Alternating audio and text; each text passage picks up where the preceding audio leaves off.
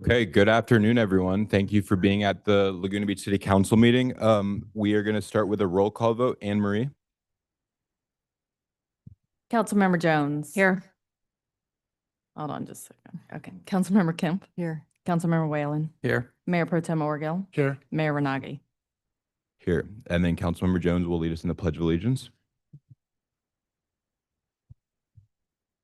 I pledge allegiance to the flag of the United States of America and to the republic for which it stands, one nation, under God, indivisible, with liberty and justice for all. Thank you.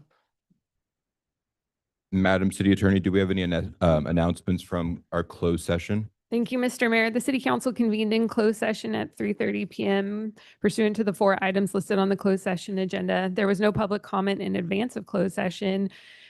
The City Council adjourned from closed session at 4:57 p.m. There was no reportable action on items 1, 2, or 4. And with respect to item number 3, the City Council completed the city manager's performance evaluation.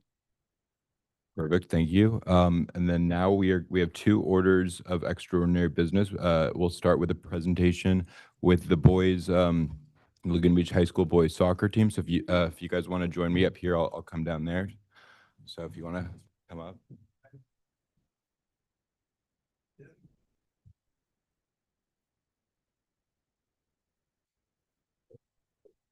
Nice to meet you. You want to be up here, you can speak after me.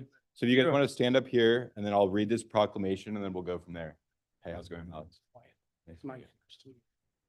Okay, so Laguna Beach takes great pride in celebrating the achievements of our student athletes, and tonight we honor a team that has displayed exceptional talent, dedication, and perseverance. The Laguna Beach High School Breakers boys soccer teams. Let's give them another round of applause.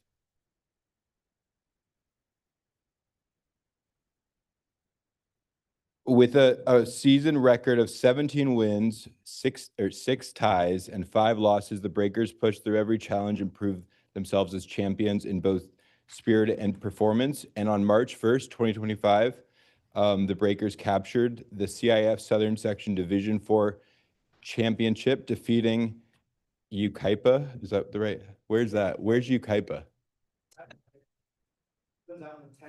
Okay. So that's who we beat for the CIF championship. So great. And in a dramatic penalty shootout after 2 intense overtime periods. So that's great. And then in addition to the CIF title, we also claimed the Pacific Coast League Championship, an extraordinary accomplishment that highlights the strength of this year's squad. We proudly recognize head coach Andy Thomas. And then and assistant coach Mike Thomas for their unwavering commitment to the program. And so thank you both. And then on behalf of the city of Laguna Beach, we're proud to present this proclamation. And so just, do you want to say a few words? Yes. Good. I just want to say what an honor it's been to get to coach this group of players. Winning the league and the CIF championship is the first time that that's happened in 23 years. Wow. Since 2002, which is an incredible achievement against really, really high-level competition. Long Beach Poly away, 4,000 students, we beat them 2-1. Just the level of competition. So it's been an honor and a pleasure to be able to get to work with these guys who are very, very special human beings and soccer players. Thank you. Now we'll have the city council come down here and join me for a picture with the team. So do that. So how many seniors? Next year will be right? Yeah. Good. Yeah. Let's do it. Let's squeeze in a little bit, guys. Can we do rows, people? Yeah. What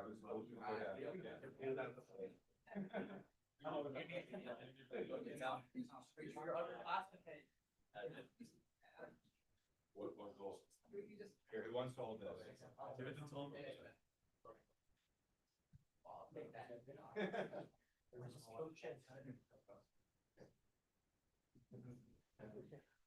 All right, look right here. 3, 2, 1. Thank you.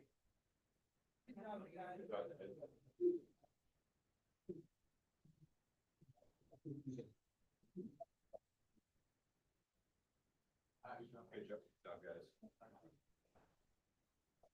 Look at this.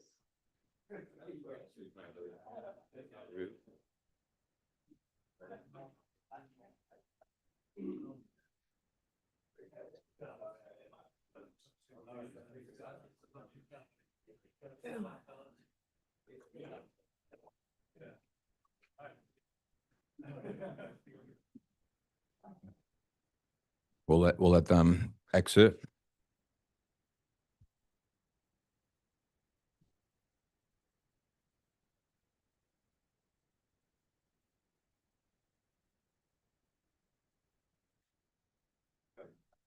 Okay, so now we're gonna, we have the Laguna Beach Sister Cities Association who will be presenting the 2025 Young Artists and Authors Showcase. So, go ahead. Good evening, City Council. If I could ask Karen Phillipson, Laguna Beach Sister Cities founding president, and if I could ask our board to step up.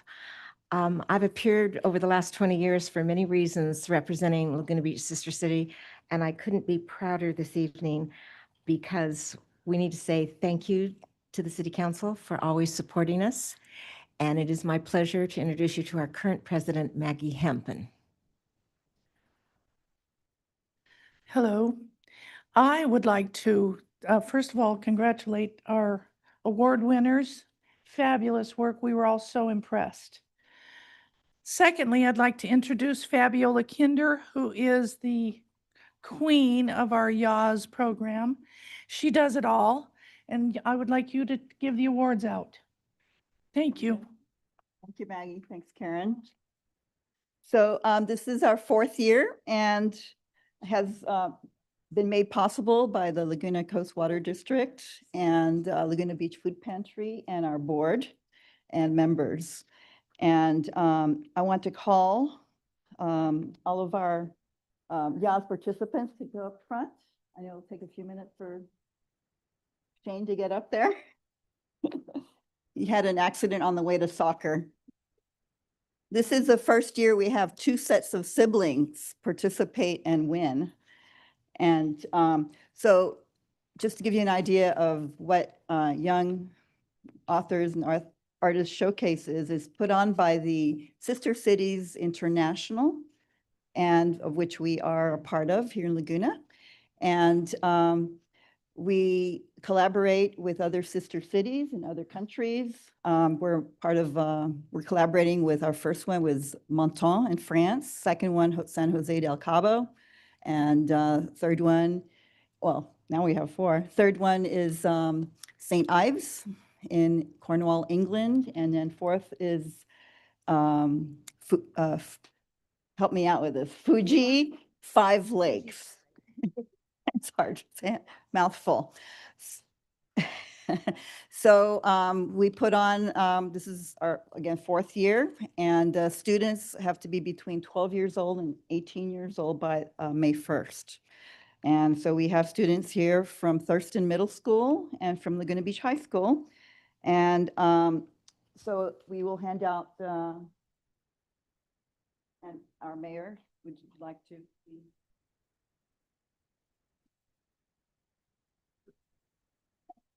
To be honored.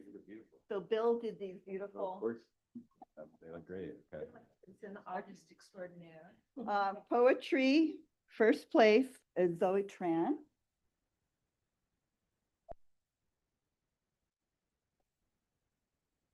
Second place, oh, we're on, oh, sorry. Sibling. Here you go. Zoe Tran. Second place, Skylar DiMaggio.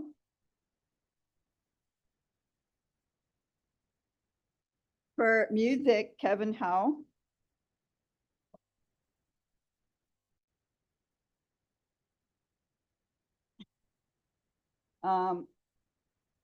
Okay, that's in, okay, music. Second place is Belen Gonzalez.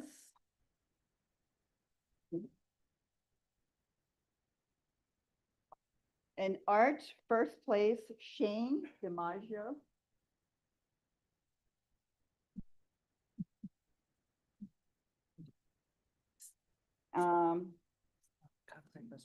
Berlin was not able to make it. We have third place, Isabel Tran. Thank you all for putting out the effort. I think we have 2 of them that repeated this year, that came back this year to do it, and we hope we have more next year. And we hope to see you all at Fête de la Musique, which is on June 21st. We are the sponsor of the Fête de la Musique, held in around town, the cobblestones, Main Beach, and all throughout Laguna Beach.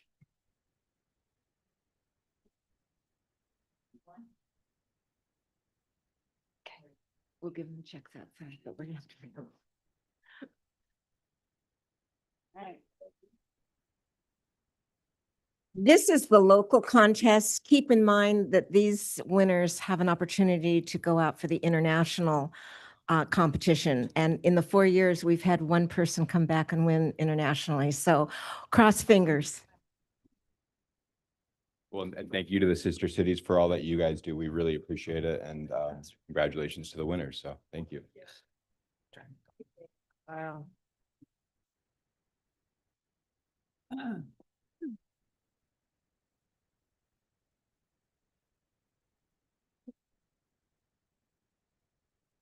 Okay, so at this time, Mr. City Manager, do we have any additions or deletions to the council agenda? I have a couple of council agenda notes. One is I think there's an intent to move the council member requests up for the appeal to be continued. And then for, there are some possible changes that I think Councilmember Whalen and staff has talked about regarding item 10, but that maybe involve a pulling off that from the consent calendar. So those are the only things I wanted. So as it relates to the continuance, which is the staff recommendation of the public hearing for the appeal, would we take that? Would we take that now or? You can move it up if you would like. So I think that's historically how, or recently what we've been doing is we've been moving the continuances to the front so that whoever's appeal it is doesn't have to sit around all night to hear about the continuance. So should we take that right now? Yeah. Okay, that's so fine. unless there's an objection, let's quickly take item appeal A, which is an appeal to design review board's approval at 24-2550 at 276 Cajon Street. So let's open the public hearing on this item. The recommendation is to continue the appeal. Are there any public comments on the recommendation to continue this appeal to June 10th, 2025? And Mr. Mayor, there has been a request by the appellant and the applicant to continue it to our August 12th meeting. But I think maybe the appellant is here. Okay, so we're going to open the public hearing and take public testimony on continuing this to the to what the city attorney said. So if you want to speak on this appeal continuance, now is your time to do so.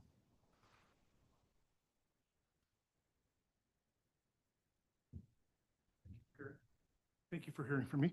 My name is Garth Jorgensen. I'm the uphill neighbor at 280 Cajon regarding the appeal to the 276 design review determination that vegetation would grow, blocking our view. The recommended date for tonight, I think you guys are postponing it, and then our best date to have the co-owner, me and the co-owner available, plus our constituents, it would be best to postpone it at least a month. We're not available the June 10th, and then we're also not available the June. So I think they're recommending the August. So what was the recommendation?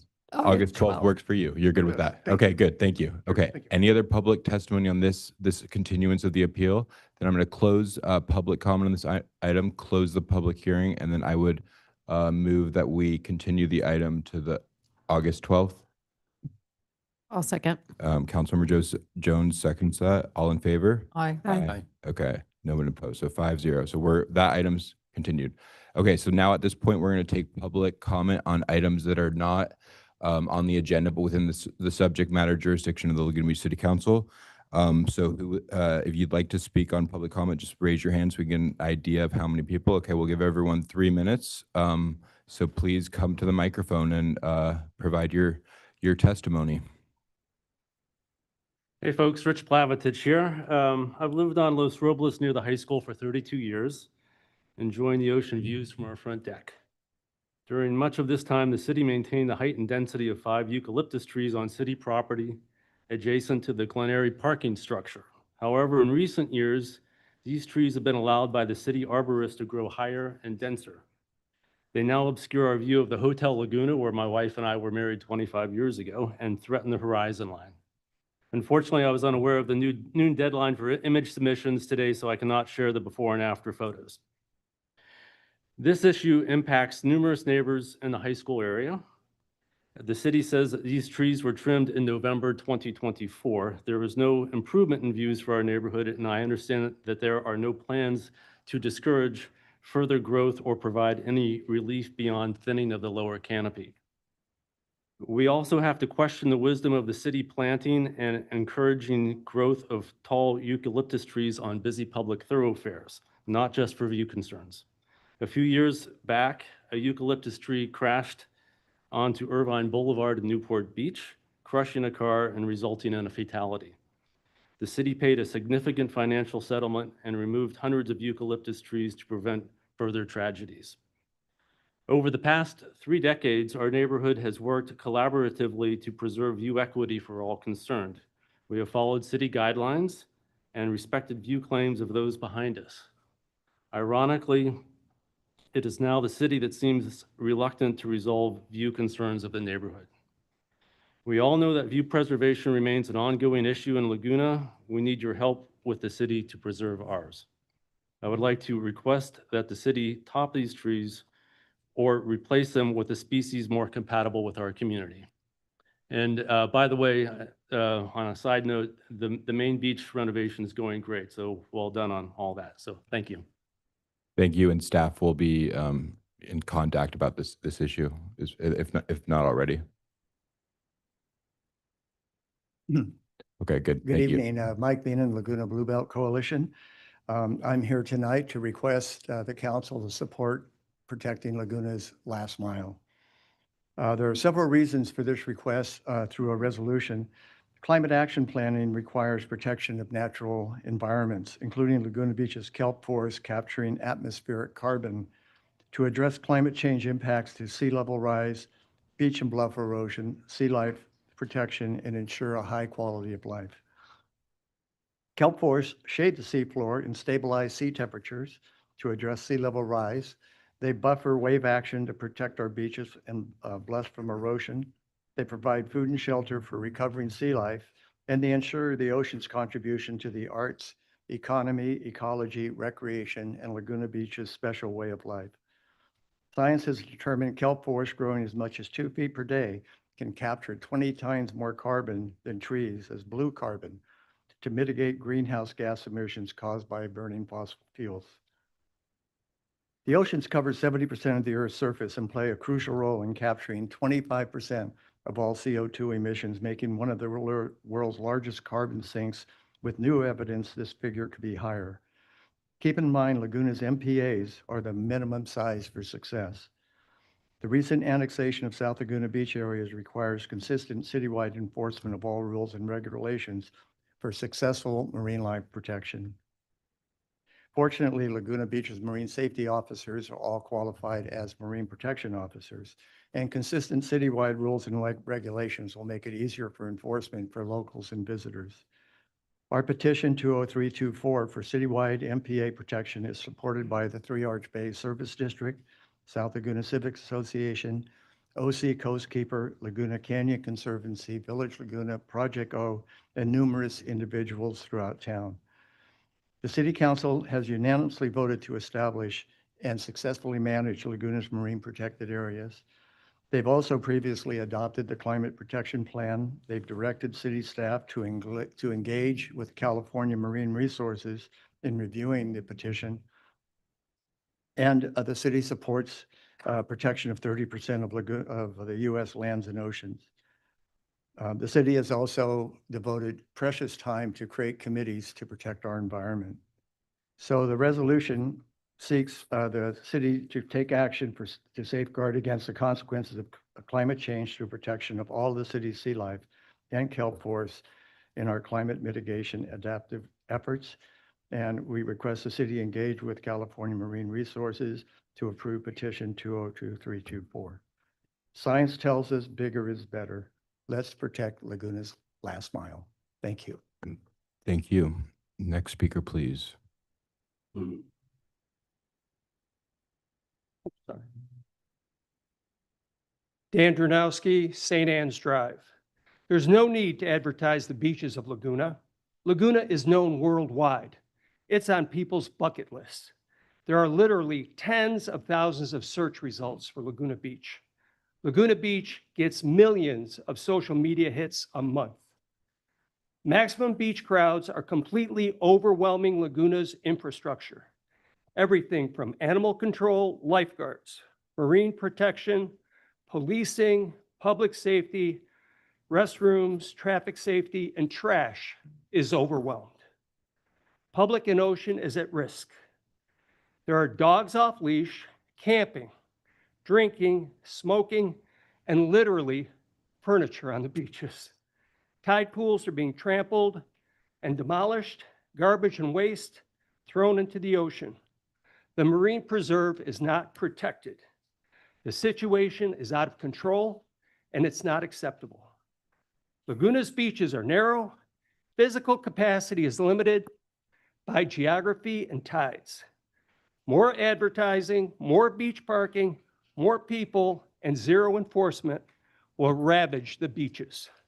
Laguna should be protecting the beaches, not destroying them. Thank you. Thank you. Next speaker, please.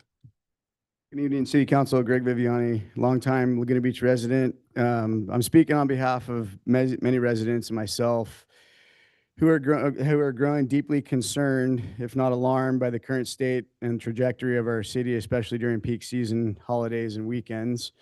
Laguna Beach is at a crossroads. What we're experiencing today is more than just traffic and inconvenience. It's overcrowding, environmental degradation, and a growing sense that our town is being pushed beyond its limits. Wildlife habitats are being damaged. Our town's tiny beaches are overwhelmed, and the very character of this community is being threatened. One key contributor to the situation is the impact of mass tourism, fueled in part by the broad marketing efforts of Visit Laguna in the last 5 to 10 years. While their mission may be to attract overnight guests, what we're seeing on the ground is something quite different. Large-scale day tourism with few controls and little regard for the long-term consequences of our environment, infrastructure, and the residents' quality of life. This is why I'm urging the City Council not to move forward with the 10-year agreement with Visit Laguna, at least not without serious changes. The kind of long-term commitment should come with clear oversight, specific boundaries on marketing tactics, and meaningful community input. Also, for City Council to retain control to cancel any type of contract in this nature. Their board of directors should not be mainly composed solely of hotel and tourism executives. It should include longtime residents who understand the values and history of this town, not just from the tourism sector, but also from residents who have lived here, raised families here, and understand the importance of protecting our coastal resources. We also must be extremely cautious about any expansion of the Aliso Beach parking lot. Adding more spaces will only attract more crowds to an already fragile and heavily impacted area. More crowds will definitely need more lifeguards, more law enforcement, trash management, all at extra costs that will be compounded with adding extra parking or more parking. The small amount of revenue from additional spaces will not outweigh the additional added cost to manage the increase of crowds. The lifeguards down there are overwhelmed in summer times. Like, I have crazy videos. They're inundated. Adding more spaces is going to cause more problems for them, and then you're going to have to hire more lifeguards. Most importantly, I'm asking this council to ensure our laws, those designed to protect our environment and our community, are actively enforced. That cannot be optional. It is your responsibility to preserve the integrity of Laguna Beach, not just for today, but for the future. This is a pivotal moment. Residents are watching closely. We are not asking for perfection, but we are expecting leadership, transparency, and real action. Let's not wait until more damage is done this summer. Please do the right thing. Thank you very much. Thank you. Next speaker, please. Good evening. Oh, slide. Good evening. My name is Michelle Heiberg. I'm a 35-year resident and one of the co-founders of Just Gather Wellness. And I love hearing all these issues going on because to me, they're all calls to action where we can come together and get involved in cleaning the ocean and actually knowing our neighbors and loving our neighbors and getting to know each other and taking care of our community. So that's exactly what we did at the Rivian last Friday. It was the most beautiful event I've ever attended, and I can't wait to even hear it all. I didn't even get to hear it all, but we had an evening of celebrating all generations, and we had all generations on stage on the 3 subjects of nature and environmental stewardship, which included thank you to Rich Gurman, Chris Spitaleri, Forrest Greenbaum, Evelina Penchiva, and that was led by Marcus Skandarian. Then we had all generations on the arts with Julie Perlin Lee, our fabulous art museum director, Joe Hanauer, Dakota Greenbaum, and Brett Hartong, and that was led by Michael Magrush. And then we had gratitude, where we actually had a 7-year-old on stage with I think an 86-year-old, Taylor Nielsen, Dr. David Law, Lisa Berman, and our wonderful Heidi Miller. And it was just an absolute beautiful opportunity to see the town come together. I've listed the names of all the businesses who donated as well. I just want to say a huge thank you to all of our businesses in town who were so kind to donate to the opportunity drawing. I also want to say thank you, a special thanks to the Garden Duo, which is Tom Joliet and Dr. David Law. They donated their time to do music, and we had a Magic Castle magician who donated himself. And Sandy St. John, as usual, led the volunteers, and it was a force, as it always is. And she is one of our biggest behind-the-scenes neighbors and volunteers, and I think we should be continually saluting her. And a big thanks also to Jennifer Halbert, who brought the 2nd edition of her We Love Laguna Beach magazine, which celebrates all nonprofits. And lastly, I want to thank the Laguna Beach High School. They actually printed T-shirts for us that Wahoo's had donated for Just Gather, and our Love One Another clubs at the high school. And my final thanks is to Rivian for continually opening up their space to let our nonprofits have an opportunity to reach more individuals. And I just want you to know, council members, that I am and Just Gather is here to assist you in any way in gathering together nonprofits and people to love one another. Thank you. Thank you. Good evening, Michelle Monda. I'm here to speak about the 10-year contract for Visit Laguna, but before that, I want to tell you a little incident that happened as I was driving down here tonight. I live off 8th Avenue. As I was coming down 8th, there were 4 boys with surfboards, and they were across the street that I could not get through. So I waited for them to hear my car. They didn't, so I gave a tunk tunk, and they turned around and looked. And as I passed them, they moved over, and as I passed them, I waved to them, a thank you wave. As I'm going down to the bottom of the hill, one of them says, "That effing bitch, how dare she honk at us?" That's who we have to deal with in South Laguna. This is the kind of people that we are somehow attracting here. These are not respectful people. These are not the kind of people I would think, first of all, they weren't going to buy anything. They didn't even have water bottles. I don't know. They had their surfboards. Which brings me full circle back to Visit Laguna. A 10-year contract with no oversight, no audit is a disaster. I've been in business. No one does that. Absolutely no one does that. I am here to appeal to you to please have a yearly audit on what they're doing, have the ability to somehow on the board, because we all know they had a board person they had to get rid of.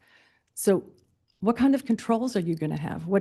I'm real happy about the 500,000, and I'm sure you are, so you can get the loan for the affordable housing or whatever it is you're going to do with that.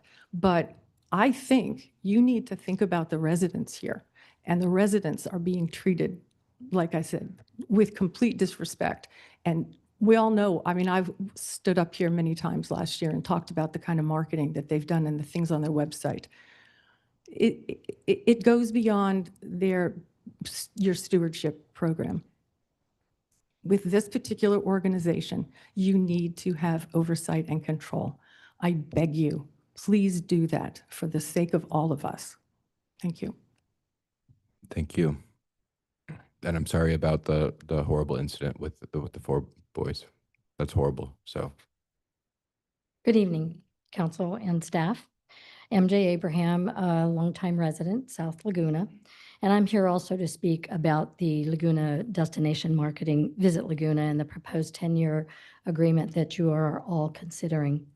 First of all, I support city leaders looking at our image, our visitor relations, cost to support economic development and partnerships. They're critical to us. That said, I fully expect you all to adopt sustainable tourism practices that balance our economic benefits with the well-being of our community and the preservation of our natural resources and our assets. We can't give them all away, and we should not. I personally believe that a visitor destination group plays an important role in our city and in our efforts, but sadly, my observations of what's happened over the last decade is very concerning. That with the marketing and the leadership and the changes and the backtracking, and here's a leave no trace. Oh, we forgot that campaign, and now we're going to do something else with a stewardship program that you all have come up with that I don't hear anyone talking about. So I'm not sure where that money is going. But the negative impacts to our community are serious. This over-tourism promotions have played a significant role in exceeding our city environmental visitor sustainability capacity, period. We're overextended. It's showing it in many ways, from overcrowding, environmental degradation, infrastructure impacts, reduced services by our own city services and costs increasing. Economic disparities. Some businesses are getting attention, some aren't. Reduced quality of life for the residents of this city from noise, traffic, and disruption to our properties and our quality of life. I happen to have a doctor in another city, and yesterday he told me during my visit, recently I went to Laguna Beach and Thousand Steps Beach with my daughter. It's been years, and I was looking forward to a beautiful, quiet, and quaint Laguna Beach that I remembered. Shocked. Laguna Beach is now nothing but a place to go for a cheap day of entertainment. There's nothing there unique anymore. And he also said he was surprised by the parking situation on PCH and in adjacent neighborhoods and the freeness of it, even though it was a trek to go to the beach. So I told him, hey, you're welcome, and jump on one of our free trolleys. In my opinion, anything that is not paid for is never fully valued. It appears that we have created a cheap day excursion for the masses, and they don't have to do anything but get here. My career has been in marketing communications for a city, and I can tell you, I would never sign a marketing contract with any outside agency, chamber, or anyone. So I'm just saying, I heard an opinion on contracts and wholeheartedly agree with it. There are only a few contracts that should be long-term, people. Marriage is one of them, but marketing contracts don't make the list. Please do your due diligence. Thank you very much. okay, no clap. We're gonna wave our hands instead of clapping. But I like the comment about that was a good joke at the end with the marriage. Thank you for that. Next speaker, please. Good evening, Bailey Smith here. I'm a long-term resident of Laguna Beach, over 70 years. First, I want to thank the City Council. I realize this takes time from your family and from your businesses for doing such a great job in turning Laguna Beach into a true Shangri-La. I live in North Laguna, and I'm concerned about the speed of the traffic along Pacific Coast Highway. I shop at Pavilions. I enjoy the Reunion Cafe for breakfast and for dinner. But just pulling out on the Pacific Coast Highway, these cars are going so fast, it is a serious problem. I don't understand why we can't have some police coverage, especially in North Laguna. I particularly use LaDroit Drive to get on Pacific Coast Highway going north or south. And it seems like in the last couple of years, the speed has increased 5 or 10 miles per hour. And then on the weekends, you got these Ferraris and Maseratis who at the stop and go, as soon as the light changes, they get up to 100 miles an hour before they leave Laguna Beach. It's a dangerous situation. It's like Pacific Coast Highway has been turned into a Indianapolis 500. So the roar of the speeding motorcyclists, the roar of these Ferraris and Maseratis, particularly on the weekend, is very disturbing. So the question I have for the city council, for the city manager, for the chief of police, is why can't we have some enforcement of the speed limits along the north end of Laguna Beach? The city charter says that Laguna Beach is a bird sanctuary. Well, I feel sorry for those birds and for those people seeking peace and quiet with this extreme example of speeding along Pacific Coast Highway. Thank you for your time. Thank you. Next speaker, please. Hi, everyone. Thanks for having me. I'm Kevin Harrison. I'm a Woods Cove resident. Same topic. I want to offer up maybe a couple ideas. Unfortunately, I was unable to attend the summer town hall meeting and the stewardship program discussion. I did get to watch it online. I commend you guys for taking these steps and moving forward. What I learned from it is step number 1, we're talking about education and stewardship. Step 2, enforcement. All very logical first steps. Stewardship and education. As an optimist, I hope this helps. As a realist, I think many of the visitors that are coming to our town, they're not going to be downloading QR codes. They're not coming here to be educated on the rules and the regulations. They're here to do what they're going to do. Enforcement, yes. I think it should be swift and strict. I think citations, no warnings. We need to send a message of respect our beaches, respect the town. My concern is the beach patrols, the rangers. Do we have enough? I'm a very regular beach goer. I think I saw one pair at my beach or one of my beaches once last summer. So do we have enough doing it? So what's next? Ed Almanza from the Laguna Ocean Foundation offered it up at the last meeting. He said it's all about managing capacity. I 100% agree. This is the primary problem. You fix this, and you fix most of all the other issues that come with our issues.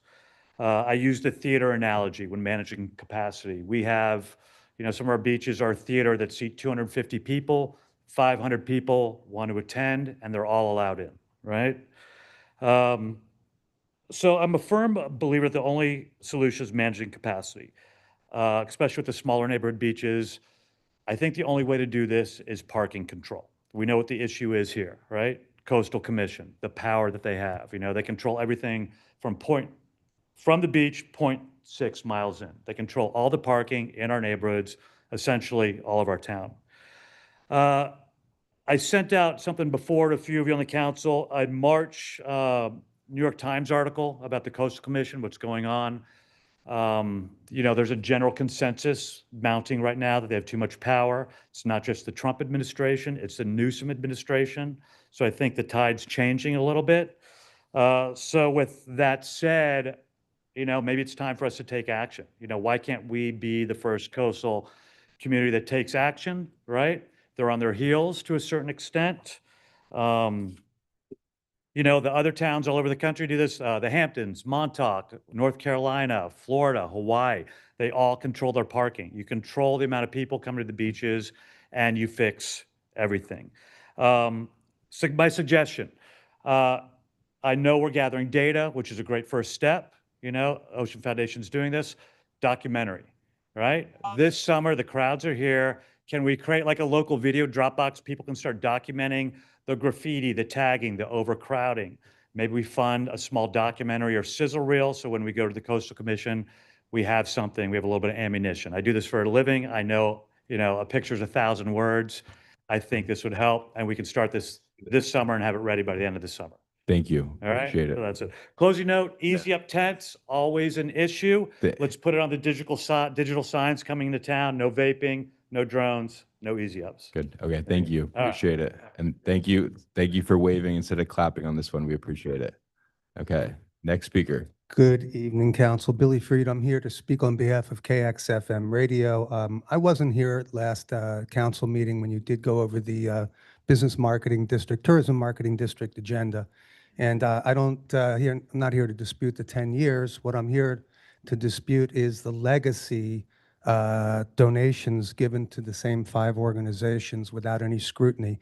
I feel we should be a meritocracy. It's in the best interest of the hotels and the tourism and the Visit Laguna. And I know one of the criterias that you guys have set out for the allocation of those funds is, do you bring the overnight, the good visitors to town? Well, I did a little research, and on our podcasts and our streaming sessions, 35% of our listeners, 1/3, are listening internationally, outside of the US. Of our domestic listeners, 40% were coming from outside California. So we're reaching potentially people in market. Furthermore, Kevin had talked about, how do you disseminate the stewardship message? No better platform than KXFM Radio. We now have 88 local hosts donating an hour minimum of their time every single week to create content for free for our town, our village, our residents, and yes, our visitors as well.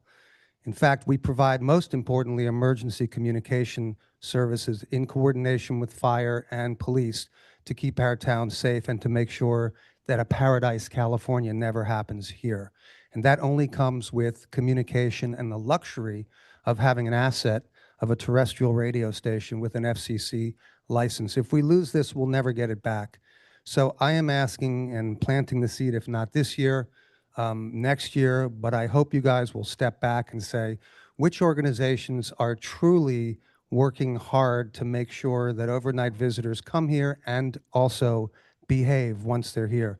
You mentioned this is for arts and culture. We are perhaps the biggest cultural resource in our community. By the way, we are trying to move this year to a ground floor studio where we can host the community and visitors to see live radio getting made, another tourist attraction potentially. And I can't say enough about all the volunteer content that we have. I don't know of a community our size anywhere on the planet that fills 80 hours plus a week with live content. So we can work with Visit Laguna. We can give them an hour show, or members of the hotel community. We can do PSAs on the hour. If there is any way that you guys can go back and look at that money that you allocated, I believe, for artist housing and for the 5 legacy organizations, we really need your support. Thank you. Thank you. And are there any other speakers on items that are not on the agenda? Okay, now is your okay, we have one more speaker. Will Karen be the last speaker? Are there any other speakers? So we'll close public comment after Karen, so go ahead. Good evening. Karen Phillipson, founding chairman of Visit Laguna Beach. When we started Visit Laguna Beach 32 years ago, it was a dream, and it was also a business effort to understand how the hotels could be filled, not just on weekends, not just in the summer, but filled regularly. That meant group business. It meant all different types of marketing. At the time that we started, there was no Montage. Surf and Sand was not quite the elegant luxury hotel it's become now. It was a very different set of rooms that we were promoting, different owners and different management. That's all changed. It's not just changed in Laguna Beach. Tourism has changed all over the world, and we're seeing that, and we're trying to do something about it. One of the things I want to say is thank you to everybody that came up to make a comment this evening, because those ideas and comments are always helpful, and we are listening. We're 32 years old, but it doesn't mean we're perfect. And we're evaluating that. And stewardship, like Leave No Trace, are programs that we look at and we evaluate, and we try and do the best experiment we possibly can. We're in a phase right now where we are very fortunate to be partnering with the city. We're recognizing suitable opportunities on some of the suggestions that were made this evening. Enforcement, a number one opportunity that we're all looking at. When we started 32 years ago, we started, and it was before the statistics I'm going to reveal to you now.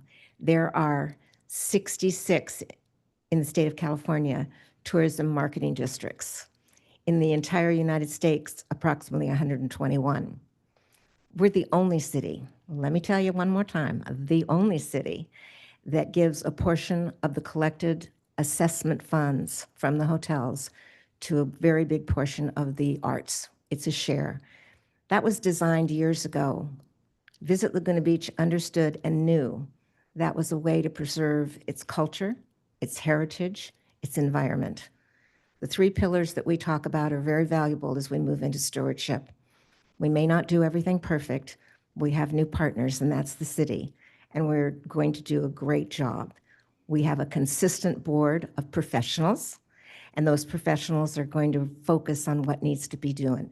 We also, if you look at the plan, you will understand and see that we do have audits that are done regularly, as they have been for the last 5 years, and we've even added an opportunity for an additional audit every 2 years. We also are creating an advisory committee. These are opportunities for us to grow and to do different things. I'd like to also welcome anybody to please call me personally. I'm sort of a 24/7 girl, so call anytime, and I'm happy to explain the program in detail. Thank you. Okay, so I'm going to close public comment on non-agenda items, and then let's bring it back to the council and staff. Anne Marie, do you want to give us an update on the committee applications? Sure, I was going to have the city manager do that. Okay. But I'm happy to do that. We are still seeking applications on the committees. The deadline is 4 o'clock this Friday. We in particular need more applications on the Housing and Human Services Committee, the South Laguna Water and Sewage Committee, and the Personnel Board. But we welcome applications on all of the committees, so please get them into the city clerk's office by 4 o'clock on Friday. Thank you, Anne Marie. Let's go to our city manager. Thank you, Mr. Mayor. The next council meeting is 3 whole weeks away, and then we have 2 in 2 days. The regular council meeting is on Tuesday, June 10th, and then there's a special meeting the following afternoon involving the promenade and another appeal for a parklet at Oto Sushi. So that's June 11th, Wednesday, June 11th, starting at 4 o'clock here in the council chambers. And Anne Marie mentioned the boards and commissions. Please sign up. Thanks. Any reports from our city attorney? No reports, Mr. Mayor. Thank you. No reports. Councilmember Jones. None tonight. Okay. Councilmember Kempf. Yeah, I just want to make a few comments about the people that were here and spoke earlier. I think they all bail out of here, but I'll just make my comments anyway. We had, this is not agendized, so I'm not going to go into too much detail, but we had a discussion about visitor impacts, including the Visit Laguna significant revamp a couple council meetings ago. And so I think we have some, changing the way that Laguna Beach is looked at is very key to what we need to be doing here. We also talked about what we're going to do, what we call the surge, and we get a lot of visitors in the summer, what we're going to be doing, more enforcement, more trash, more social media advertising from the city that basically says you're welcome to come here, but you need to take your trash with you. You're welcome to come here, but you can't smoke. I did that last year when I was the mayor in the summer, because those of you who were here last summer recall that we had, an inordinate number of visitors and we got kind of overrun. And so we're going to try to work in a different way this summer on those issues.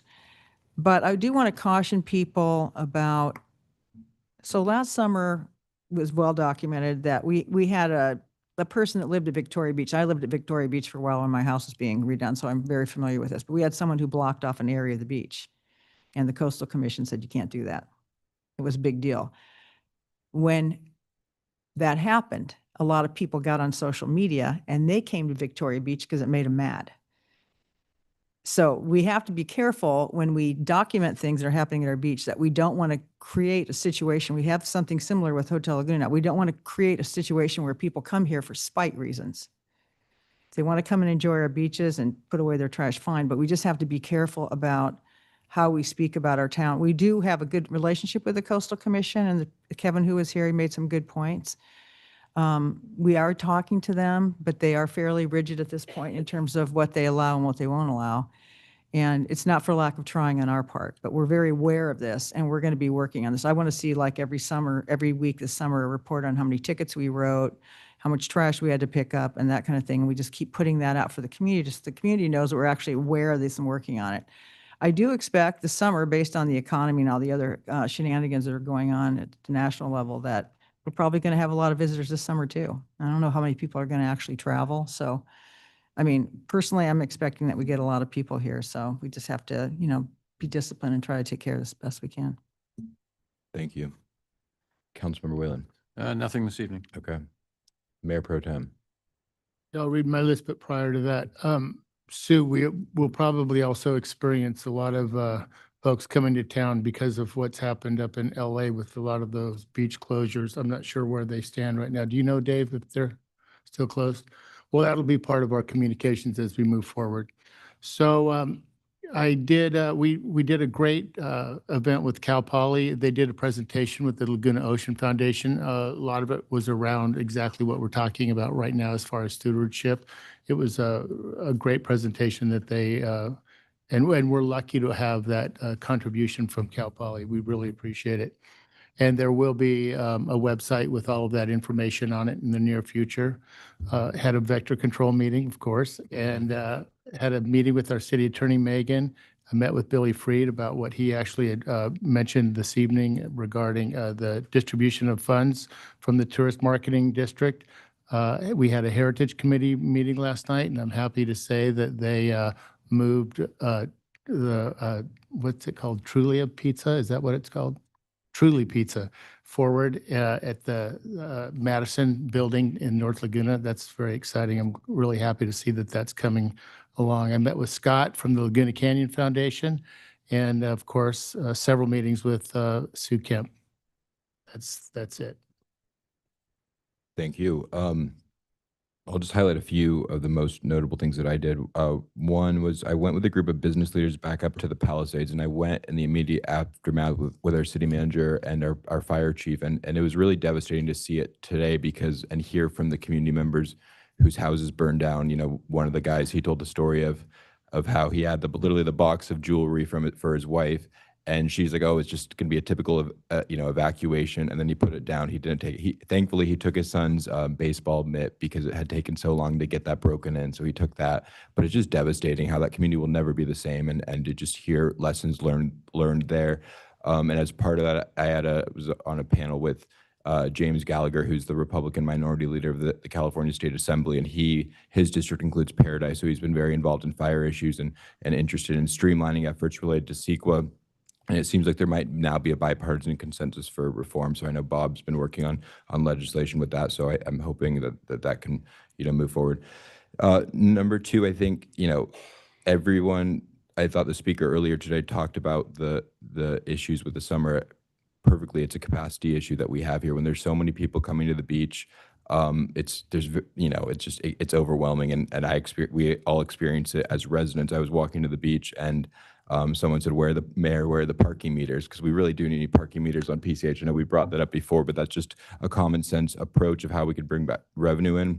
But at the end of the day, I think there's a capacity challenge, especially as it relates to public safety and our environment. And then that kind of ties into the next things. So last Friday I had, and it was arranged by Judy Mancuso, who many of you know, she arranged for a meeting with me, Halen Conrad, who's a Malibu council member, and then Lana Negretti, who's the mayor of Santa Monica. Lana wasn't able to come, but she called in, and then we were joined by, Pat, in our city attorney's office.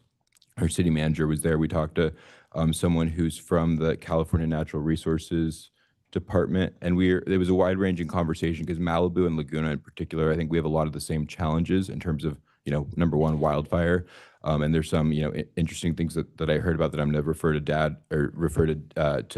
Dave, who can take that to the wildfire ad hoc committee, that I learned about.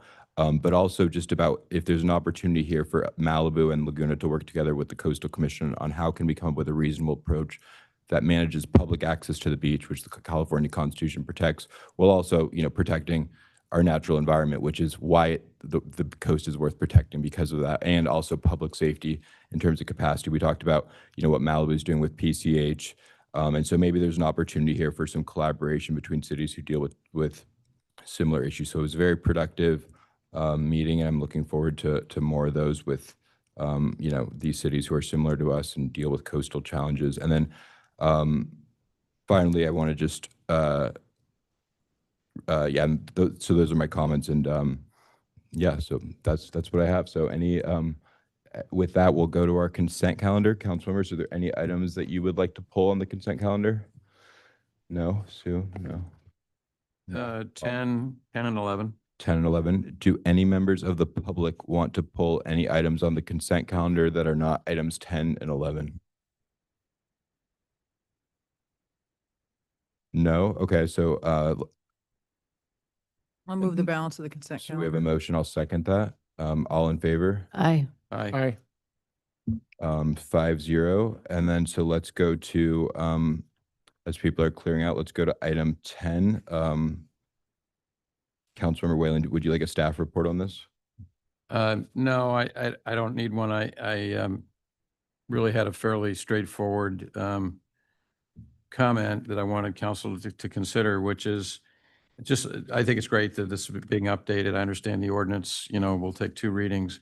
But if you look through here, and I'm looking at page 20 and 21 of the which is Exhibit A, the 2025 parking fee schedule, I thought we could be more uniform in some of these rates that related to fire, the fire department and emergency response. So for example, if you see, you know, there's, from the safety standpoint on page 20, you've got like red flag parking days at $100, and you've got, at the top of the 21, you've got blocking emergency vehicle access at $100. But then there's a couple here, like further down on that page, parked within 15 feet of a fire station entrance, 72. Further down, about just below halfway, below the bold language, parked in a fire lane, 77. And then a little further down, parked within 15 feet of a fire hydrant, 72. I just thought we should make them all $100. They all ought to be the same. They all relate to fire safety. I don't really think it, you know, and I think it should be higher than the 72 when you're talking about, you know, parking within, blocking a fire hydrant or parking in a fire lane. So my proposal to the council would be to just increase those that I mentioned to 100. So that, I think there's 3 of them there. Any other questions of staff, or maybe we'll just go to, do you want to respond to that? Is there an issue with that recommendation? Absolutely not, Mr. Mayor. Okay, good. Do you want to introduce yourself to everyone? Sure. Council, Pat Donegan. I'm the proud Assistant City Attorney, serving under Madam City Attorney up here. Happy to be here. Thank you. Okay, any other questions for staff on this item? Let's go to the public. Does anyone want to weigh in on this item? I don't see anyone, so we will close public comment, bring it back to council. Any comments from council? I think those recommendations make sense. I agree. Okay, so I would then move the recommended action with the revisions to the resolution. I don't know, do we want, are we not, we're not reading the titles of ordinances anymore, right? So we don't have to do that. Okay, so I'd move the recommended action with the modifications to the resolution that I mentioned to increase those 3 items up to $100 in Exhibit A. I'll second that. Okay, all in favor? Aye. Aye. Good, thank you. And good additions, Bob. Welcome aboard, Pat. Yeah, Thank you so much. Happy to be here. good. Okay, consent calendar item 11 related to utility, not the West Street Undergrounding District, but the giving authority to the city attorney and city staff to negotiate and conditionally offer certain financial contributions and legal protections to utilities to facilitate undergrounding. Bob, would you like a staff report on this? I don't need a staff report. Now Pierre worked on it. Oh, maybe Pierre could come up and because I think there'll be some questions for him and for the city attorney. But I mean, at a very high level, and maybe I'll just turn it over to Pierre. You know, the reason this is here tonight is we have 2 districts that have approached the city already desiring to commence undergrounding. One's at Top of the World, one's at Bluebird. They both have private streets in them, and they have, you know, a challenge moving ahead with those private streets. I mean, there is a pathway, but That's why this item is here tonight.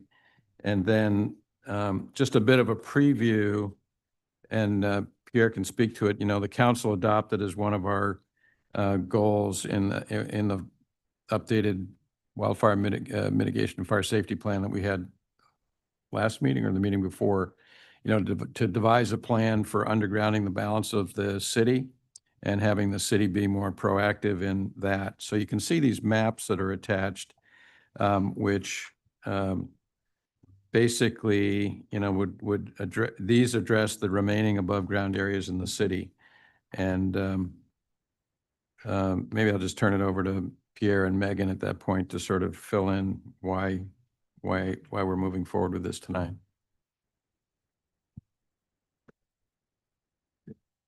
Yeah, thank you, Councilmember Whalen. Pierre Sawaya, Capital Program Manager.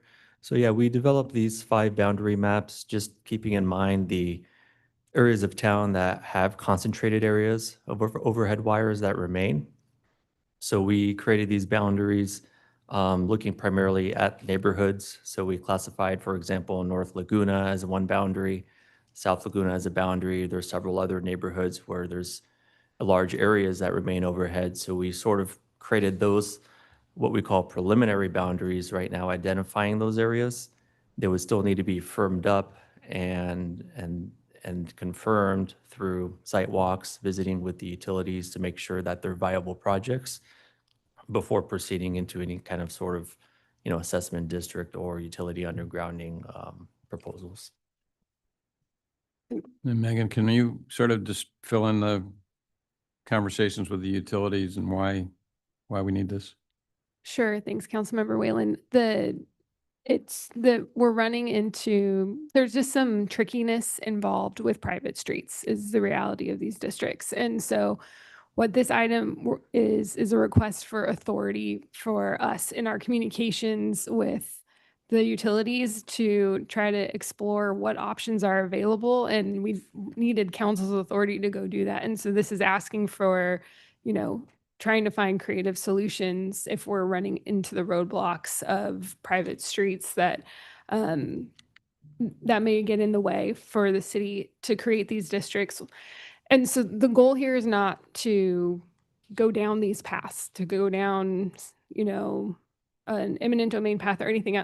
It's just to open the door to the conversation and let our discussions with the utilities be sort of as fruitful as they can be, with us understanding where council is and how we can work with the utilities to try to get a solution.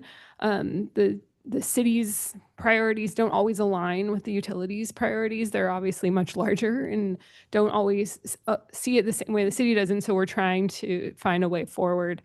So that's the kind of what this is asking for. So hypothetically, these could be the 5 remaining undergrounding districts in Laguna. Correct. I mean, there are still other areas of town that do have overhead wires, but we identify these as really achieving what would achieve a good portion of the undergrounding in those residential pockets. Yeah. There are areas that I've noticed around town, especially in the downtown area here, that it looks like there was an undergrounding efforts that have taken place, but there's still a few remaining poles here and there. Do we have a plan for that, or are those poles mapped out anywhere? And do we have? We could look at identifying those areas. I mean, we call those sometimes those orphan poles that, you know, they're located between districts that were formed. So we could look at those if they could be kind of looped into these projects. We would certainly want to do so. But yeah, and those, we'd look at those on a case by case and see, hey, is that something that could be part of a larger project, or maybe, you know, a smaller city funded, you know, just a small portion. And I guess there's a few areas where we still have the wooden poles up, and it looks like there's just maybe they're being used as streetlights, but not, and the wire still exists just for the streetlight purpose? Correct. So our street lighting system is a combination between standalone city-owned poles. There are still many street lights on utility poles that are jointly owned by utilities, or even just on standalone wood poles. So we do have a combination out there. those would also be included as part of these identified areas for undergrounding. So are what we've just mentioned, the two different situations, are they mapped somewhere like the maps that we have here? Do we have a document? Are those documented, these orphan poles? We could look at the maps to see, to make sure that we capture them. If there was anything missed, we could definitely take another look at that and make sure we do capture them. I'm not saying we run off and do it. I was just curious. It seemed like several of them that I noticed seemed like we talk about evacuation, right? And that they're in areas where they could potentially be evacuation routes. It seems like there might be some left. Yeah, so we could look at those evacuation routes that are identified in the wildfire report, and we could certainly assess those. If there are remaining poles or wires, we would definitely take a look and see what we can do. Thank you. Okay, thank you. Any other questions for staff? Let's open public comment on this item. Does anyone want to provide public testimony? I see Mary.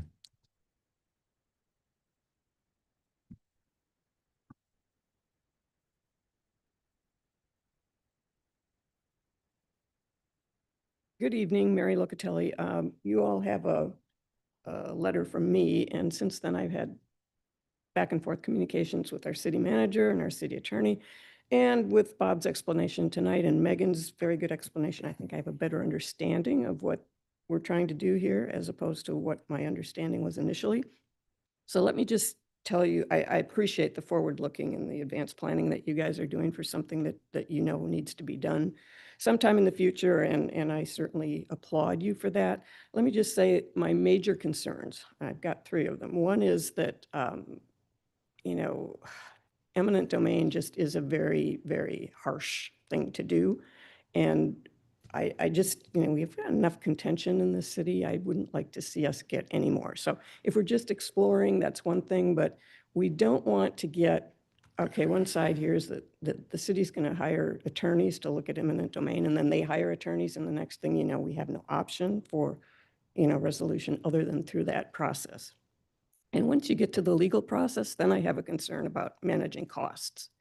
Because when you get into a legal situation, Megan is shaking her head, because you know, you can't control the costs. The attorneys are then in charge. And I was concerned that we were going to indemnify, basically cover all the costs for SCE to be in the middle of this. So instead of us managing the legal process, the utility would manage the legal process, and they would be, you know, working with the lawyers on the strategy and the tactics, and we'd be paying the bills. So that makes it even more difficult to manage the costs. So those are just some of the concerns I have. The other thing that I would mention is that there were, I think, 11 districts mentioned in the wildfire mitigation report that need to be undergrounded. They're all long-term. They're all 5 years plus. So it would be really helpful, I think, if we don't have right now any cost estimates for those or sources of funding. It would be really helpful if we could get just a, you know, even a broad brush cost estimate so that the residents and you folks know what we're looking at in terms of all of this. So that if we're pulling costs forward from 5 years, how much of that are we pulling forward, and how much do we have left out there? So those are my only comments. I think you guys are doing a great job, so thank you very much. Thank you. Any other public comments on this item? I don't see any, so let's close public comment here. Thank you, Pierre. Any questions for Pierre? Any comments from the council? No? No, I think Mary's comments are well taken. I think when we come back with, you know, the next item on this, which would sort of put more flesh on the bones here for these potential 5 districts. So some of those questions about updated costs and a process for managing those will be included. But for tonight's action, I would move the recommended action. Yeah, I'm just going to make a comment first. So Bob and I have been working with these districts. These people are very concerned about having the above ground power lines. So we've been having a lot of meetings. It's a complicated, like in Laguna, nothing is easy. And these particular areas, Bluebird, for example, very, very high fire risk up there, and they have all those lines. So we're working with them aggressively. We're trying our best to do that. And so I think this is a good step, because we can't just give up when we get stymied. We got to keep trying. So, because a fire is much more costly than what we would pay probably to help facilitate some of these undergrounding districts if we had to. Thank you. Someone want to make a second? What was that? So I moved and I think we need Oh, a second. okay. Second. All in favor? Aye. Aye. Thanks, everyone. Council, do we need a break before we take? Okay, we'll like a 2-minute break? Yeah. Okay, let's do a 3-minute break. We'll be back at 6:15. Does that work for you? Good.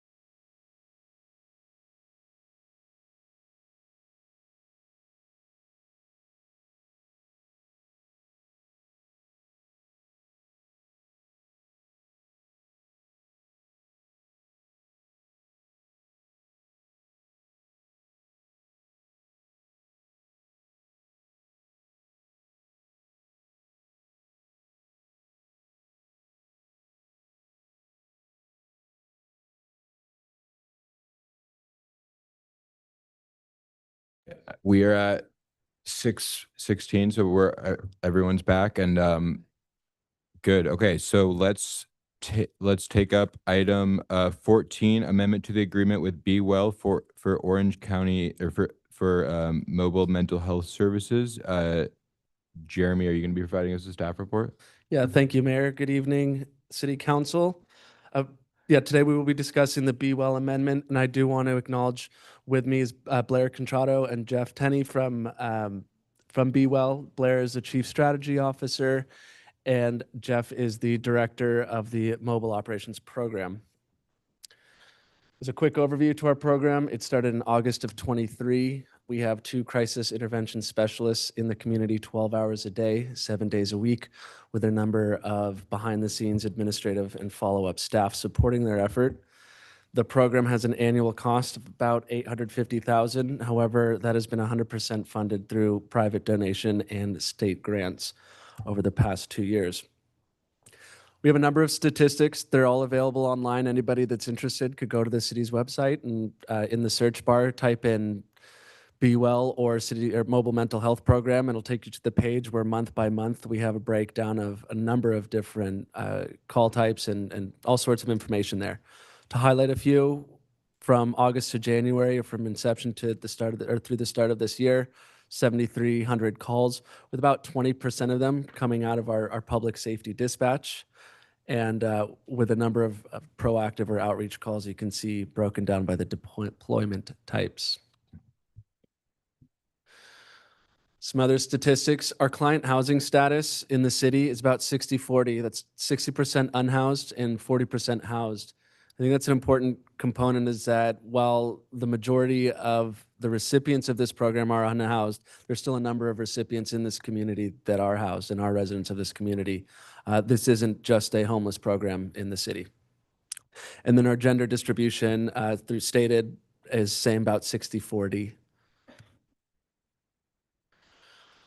So as the program, the trial program, the 2-year program's come to an end, Be Well staff and myself and my team have sat down and evaluated the program with the goal really of looking, can we reduce costs while maintaining the quality of the program?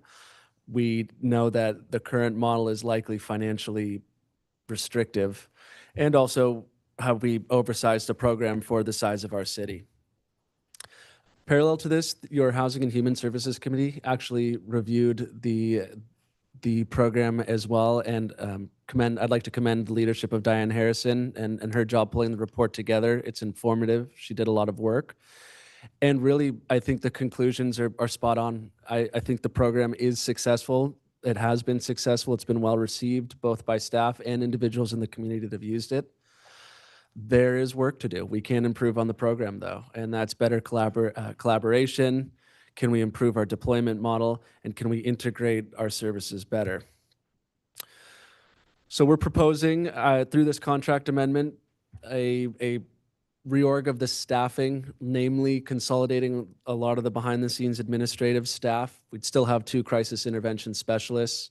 We're also recommending that we terminate our lease in the downtown area and use a city facility that would bring in some cost savings, and then a service hour reduction. What the new model we're recommending would look like is an 8-hour daily service to crisis intervention specialists from 10 a.m. to 6 p.m. 7-day coverage. We want to keep that 7 days a week. If we could create a small break area and report writing station at the CRC, at least on a temporary basis, that would save us tens of thousands a year. So we'd really like to explore that opportunity.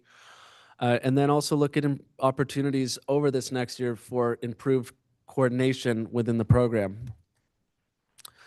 Now, what I mean about improved coordination, when I say that term, it's really areas that we would like to focus in, and Blair, Jeff, and I have had a lot of conversations in these areas. First off, housing navigation. This is one area where I do think we've been doing well in this program, and that's supporting the efforts of the alternative sleeping location and allowing for the ASL to focus on housing navigation and for Be Well to focus on mental health and substance abuse support or crisis intervention, but continue to grow there. A large opportunity, and one we're particularly excited about addressing this year, is emergency room discharges and how this program can be there to support. We know that that's a port of entry for certain people in this community, that we have a dumping issue there, and perhaps we can better manage this program, or pardon me, this issue in the community through a compassionate program like Be Well. Integrated emergency services, how we need to just work through with our fire department, how we can work. There's patient care. So how does Be Well work with the fire department with patient care laws? We'd like to work through that. And then lastly, just to touch on, certainly not least, is just improve follow-up care and visibility in the community and with our residents. And as I mentioned, this isn't a homeless program. This is an everybody program. And so how we get more engagement and the word out there in the residential community. As I've discussed, we've been able to reduce $850,000 down to about $491,000. And I'm pleased to share that that will still carry no general fund impacts for fiscal year 25-26. Credit to Blair and her efforts. Certainly, and I'll let you touch on that later, but this will be a credit to us through continued state and private funding for another year while we work on those improvement areas. That concludes my presentation. I'm available for any questions. Thank you. Thank you. And Blair, do you want to say anything, the Laguna Beach resident, who's also the Chief Strategy Officer? We're really happy to be here. I'm Blair Contrato, Chief Strategy Officer, and Jeff Teenan, who is also a Laguna Beach resident and had a kid who played on the soccer team here, so we loved seeing those photos earlier. We're just really happy to be able to provide additional funding.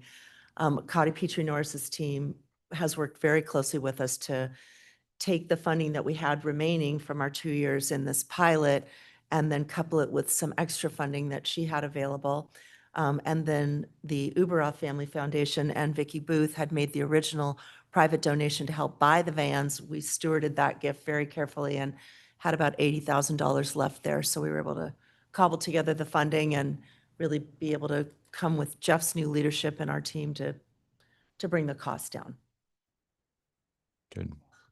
A question for, and first of all, I think the Housing and Human Services Committee report is really well done, and I think it provides a roadmap of solid recommendations that I'm very supportive of, and I think I appreciate how staff incorporated them into this report. Jeremy, have we talked to the hospital about a specific partnership on this ER discharge idea? There's been preliminary conversations. There's actually a letter of support from Seth and from the hospital with a desire for us to explore this in this next year. Great. And then I think the other recommendation that you added in your slideshow, but it's also part of this, is working with marine safety, the fire department. Have those conversations been happening? And is that something that you think we can hit the ground running with early? Yes. Okay, good. And then with so it seems like there's gonna be a lot more. We're asking more out of you with less resources and without a case manager. Do you have concerns about the ability, or will it be? And who is the executive director? Are you the executive? Okay, so you'll be more engaged in facilitating these partnerships, or how would this work in terms of the reallocation of FTEs? Yeah, moved over to, I basically the 8-hour shift, the 10 to 6 was data driven. Okay. So there was less happening at 7 in the morning, obviously, and less happening at 6 in the evening. So I don't have concerns about the overwork. There may be a dispatch call offhand that comes at 7. We'll message that with police and fire and explain the new hours. And as we go through this, we'll figure out ways to fix anything that happens if we do get calls at 7. But it was all data driven. So from 10 to 6 was the peak hours of our dispatch calls. So I'm confident, obviously, we can handle that. And we'll work through, we can adjust as needed, Jeremy. If we need to make it 9 to 5, we make it 9 to 5. But basically, it's the collaboration part that I think will solve the problems with the city. Yeah, and if I may just jump on there, we discussed in terms of case manager and program manager, that initially might have been scoped too large for the city, as in we don't need a fully dedicated those positions, and we can consolidate them through Jeff's efforts and other employees within the Be Well organization to cover that for us. Great. But may I add that the conversation that we're in now with the leadership at Mission Hospital, the number of calls that we're getting directly from the hospital to bring the vans down and the CIS specialists to meet and talk with patients doubled between March and April. Wow. So they're very concerned. We want to help. One of the things we've talked to Jeremy about is we're able to transport people voluntarily. And there's really great data on your website that comes from us about where we are transporting members of our community and people who are from outside of our community who happen to find themselves in need of treatment while they're here. But a partnership with Mission will be really important as part of this. The conversation that you all had a month or two ago when I was here, listening in on the alternative sleeping location and the potential to train and work very collaboratively with the park rangers as they enhance their skill set if you decide to move in that direction. I think that's another area of opportunity for us where we can transport voluntarily when they're working with folks out in the community. So I think we haven't been as integrated. We've been really just delivering the care directly. I do want to share with you, though, that the important part for me as a resident is helping our residents to know about this resource. I've called the Be Well van myself for a family member in a mental health crisis, and that's where the case management becomes so important, that this city is gifting to our community an incredible resource for mental health and substance use management, and we need greater visibility there. And that's why the Stu News ride-along was so important. I would love to invite any of you to ride along with Jeff and the team on the van for an hour or two, just to get a sense of what it's like. And the Indy's given us some great coverage. We're going to continue to work on that part of the business, and if we can, increase the utilization from our own residents. I was going to ask you about that, Blair, because I remember, and this goes back a ways, reading some statistics originally when you were first, maybe it was Huntington Beach, and it was like a 50-50 split there. Right. I'm sure it varies year to year, but would you anticipate maybe an increased percentage, when you're sitting here next year, maybe an increased percentage of residents utilization? Well, I'd like that to be our goal, because we have to find permanent funding for this program if we want to keep it going. And we're not going to get it from the state of California. The original dollars we got were COVID dollars, right? So we've got to identify a touch point within our community where this program is of value to them as much as it is to all of us sitting working on it today. So we've got to focus. We've talked to the schools. We'd love to be involved more actively there. Seniors. We've got to work our way more into the community and the residents. Good. So Jeremy, has staff given any thought or to how, how this might get not marketed, but more, known to residents? Yes, and if directed to proceed, I think that would be us three putting our heads together and seeing how we can improve there. Good. Any other questions from the council? Let's open public comment on this item. If anyone wants to provide public testimony on the proposed Be Well contract, now is your time. Okay, we'll close public comment. Let's bring it back to the city council. Any questions or comments from council? No, I'd just like to thank you for all the diligence and time you spent on this, because the price is right for us at this particular time. And Cottie's been great with Be Well, as you know, for us, and she's been a really good advocate. So I really appreciate your work. It's very thoughtful, and I'm hoping that we can continue with the program, because we need the help, obviously. Agreed. I second that. I'm so glad that this is a resource that you are able to provide to our community. And I also really appreciate the focus on collaboration and integration with other services and other aspects of city work. I think it's critical. Yeah, I think I just echo that, but Cottie has been very supportive, and it's great she was able to help again this year a little bit. And then, the Ubroth Family Foundation, they've done so much in the community that people just don't hear about. So thank you for mentioning their significant contribution here. Agreed. Mayor Pro Tem, any comments? Sue and Hallie said it. I just really appreciate, I was fortunately on council when you guys started the program, and, down on Main Beach when you guys did your presentation and your launch, and I'm glad to see it being successful, and I really appreciate you guys working so hard on finding ways to keep it going. I think all my colleagues said it perfectly, so I'm supportive of this, and hopefully I think ultimately this is a county responsibility, and there needs to be some sort of a dedicated funding stream either through them or maybe through the CalAIM program through reimbursements from Medi-Cal. So I know that you will be diligent about looking for those, long-term funding opportunities, especially with the hospital, because if we're dealing with something that's really their responsibility, which is to discharge patients, they need to be reimbursing for that. So I'm hopeful that over the next year there can be collaboration, but very supportive of staff's work to make this, to make this work in terms of the contract before us. So I would, is there a motion? With the recommended action. I'll second that. All in favor? Aye. Thank you both for your great work. So before council, go ahead, Dave. I think you're going that same direction. Okay. Maybe some council Yeah. items for the next upcoming agenda moved up before the West Street issue. Perfect. So yeah, Councilmember Jones and I will be leaving for the West Street. Oh, good. The West Street is undergrounding. And so at this point, we are going to take items for future agenda, and Councilmember Jones and I have an item. So Hallie, do you want to bring that, say what? Sure. discussed?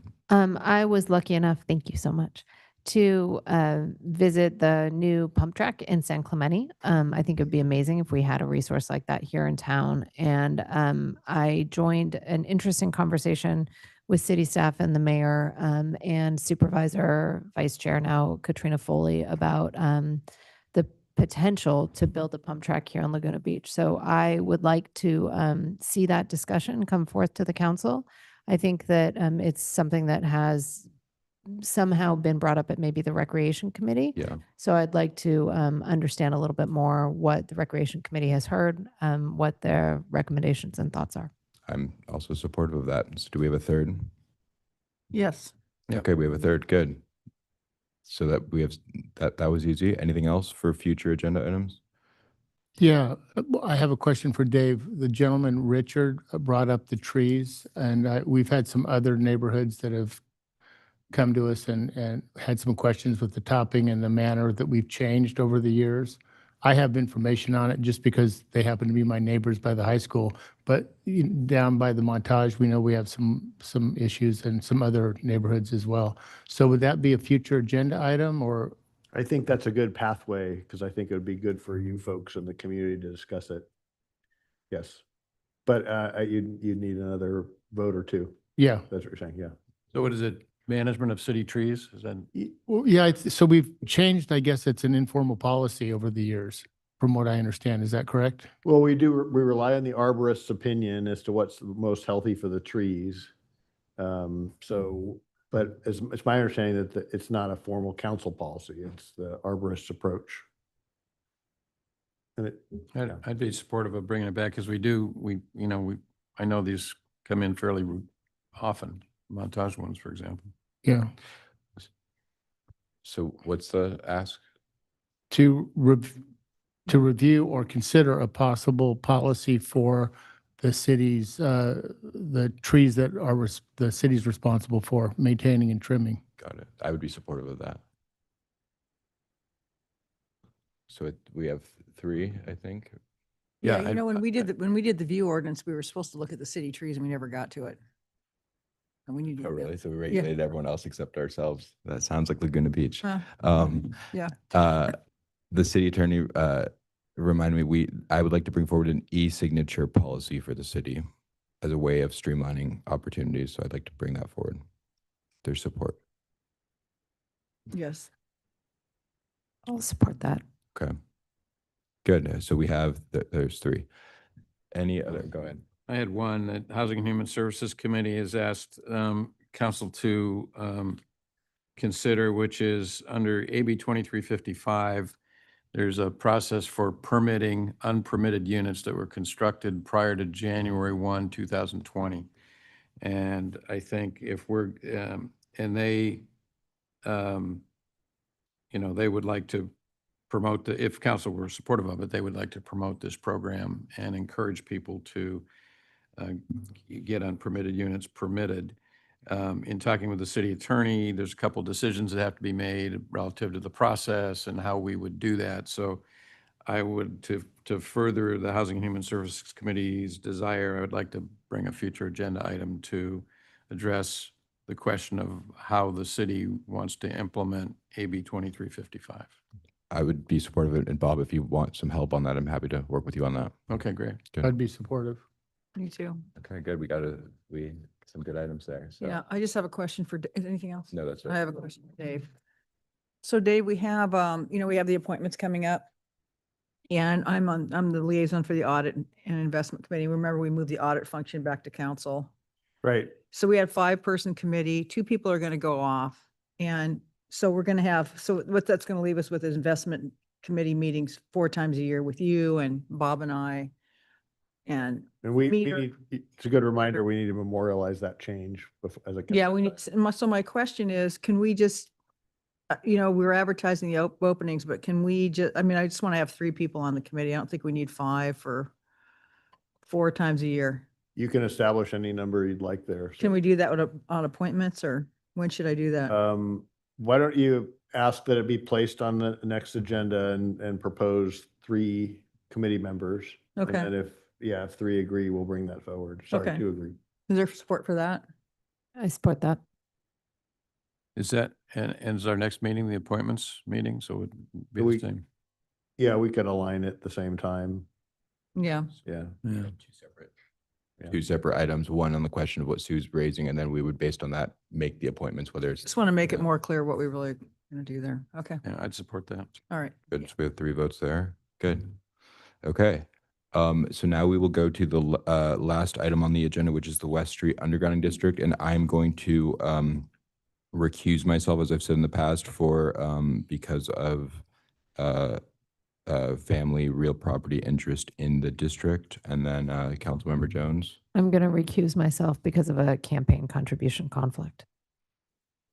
Good. So you guys have we have a 3-person city council, so it's good that no one's sick. So anyway, Mark will lead the meeting from here.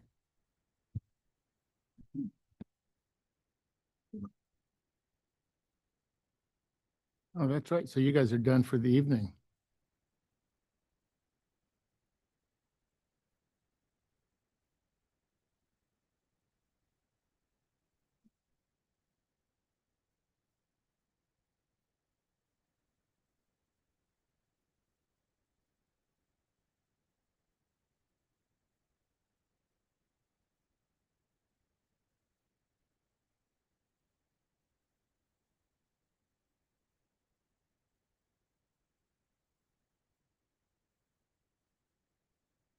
Good evening again, City Council. Pierre Sawaya, Capital Program Manager.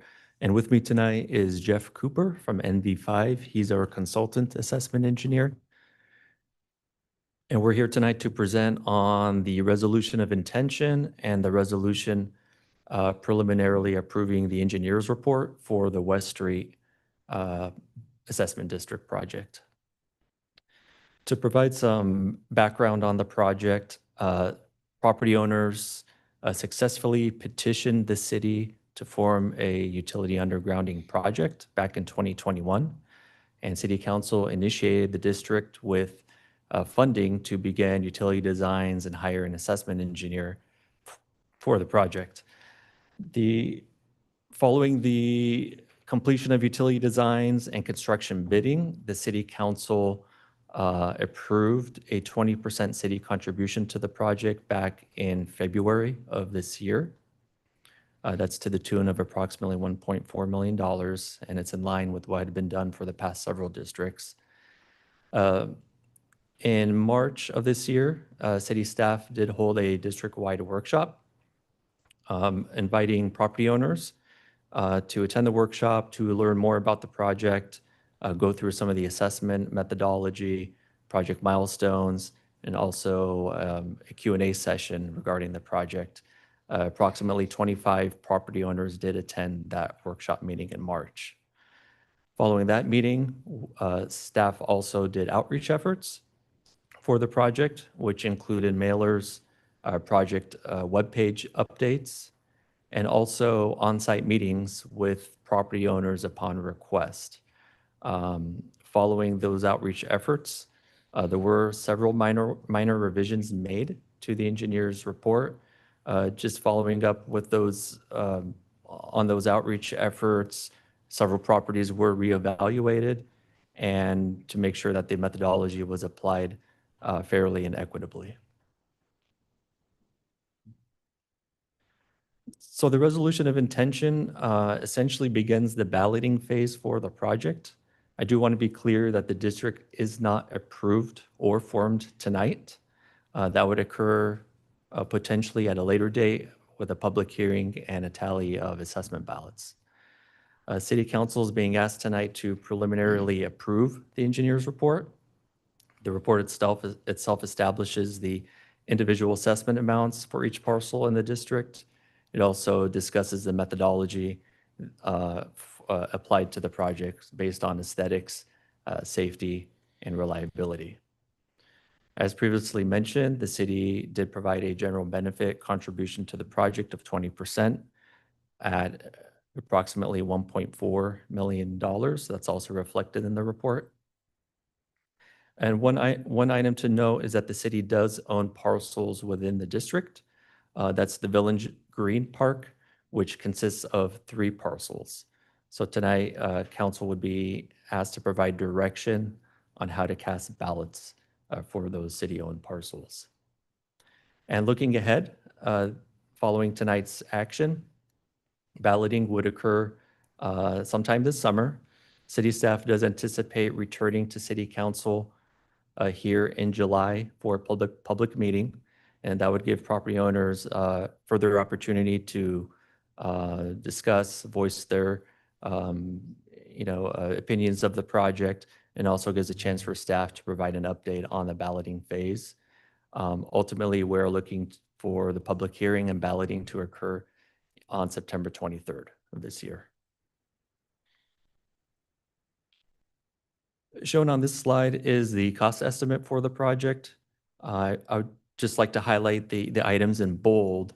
So just running through the anticipated expenditures, we have total construction and incidental costs of approximately $7 million. Taking into account the city's contribution shown in the middle of approximately $1.4 million, that adjusts the construction and incidental costs down to $5.6 million. When we do account for bond financing costs for the project of $760,000, that brings our total project assessment amount to approximately $6.4 million.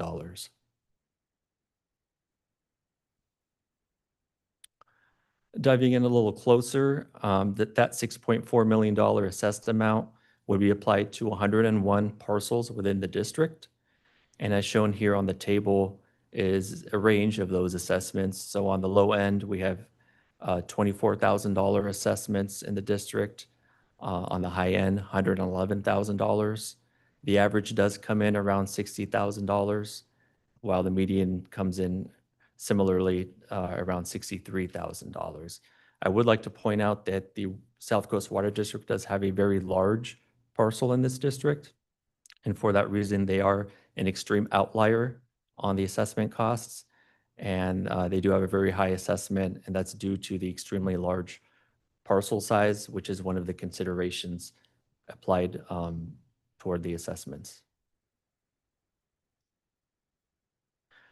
Back in February, City Council asked staff to explore a city bond purchase for the project.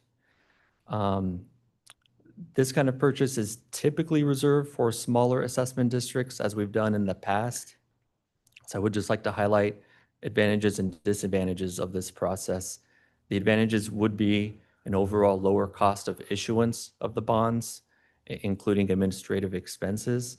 For a project of this size, you're looking at reducing your fixed costs, and that could be anywhere between $80,000 or $90,000. Those are just estimates. The disadvantages would be a reduction in investment liquidity for the city, increased risk, and higher internal management of the bonds. In addition, the long-term maturity of 25 years, which is kind of the more typical that we've seen for these assessment districts having bonds for a 25-year term, that would produce that longer-term maturity versus recommended maturities of 5 years or less for the city's investment policy. Regarding interest rates, they wouldn't be too much of a drastic difference there. We would anticipate a similar interest rate between a public offering versus a city bond purchase. Alternatively, if the city did not proceed with the bond purchase, they could consider additional contributions to the district above and beyond the 20% that's already acknowledged. That would be City Council discretion. And lastly, I would like to highlight our loan deferment program. This program is offered to property owners who meet age, income, asset requirements, And that means that the city would basically pay their assessments until there's a triggering event, for example, a sale or a transfer of a property. So that deferment program is available for property owners. And that's something that we could work with property owners to go through some kind of pre-qualification phase if that's suitable. And that brings us to our recommendations tonight. The recommended actions are to adopt the resolution of declaring the intention to construct the improvements of the project, adopt a resolution preliminarily adopting the engineer's report, appoint the September 23rd City Council meeting for a public hearing to tally the ballots for the project, acknowledge the intent to contribute approximately 1.4 million for the general benefit of the project if the district is approved and prior to bonds being sold, provide direction to the city manager on how to cast ballots for the project, whether that's in favor, in opposition to, or abstaining from the vote, and if action is required, authorize the city manager to sign and return the ballots to the city clerk. And lastly, provide direction to staff on the purchase method of the bonds anticipated to be $5 to $6 million. So that concludes our report, and we're happy to take any questions. Thank you. Any questions from? Yeah, I just have council? a question. Pierre, on the South Coast Water District parcel, how many poles are on there? They're surrounded by several poles. I want to say 3 or 4 poles. There are some on the backside of the property, but they are not a part of this assessment district. So there's poles back there that aren't looped in with the district boundaries. I'm There are sorry? poles back there that are not in the district boundaries. Correct. Okay, thanks. Bob? Okay, then we'll turn it over to public comment. Can I have a show of hands on who would like to speak this evening? Okay, should we do, let's do 2 minutes. Okay, let's start. 2 minutes each, please. Yeah.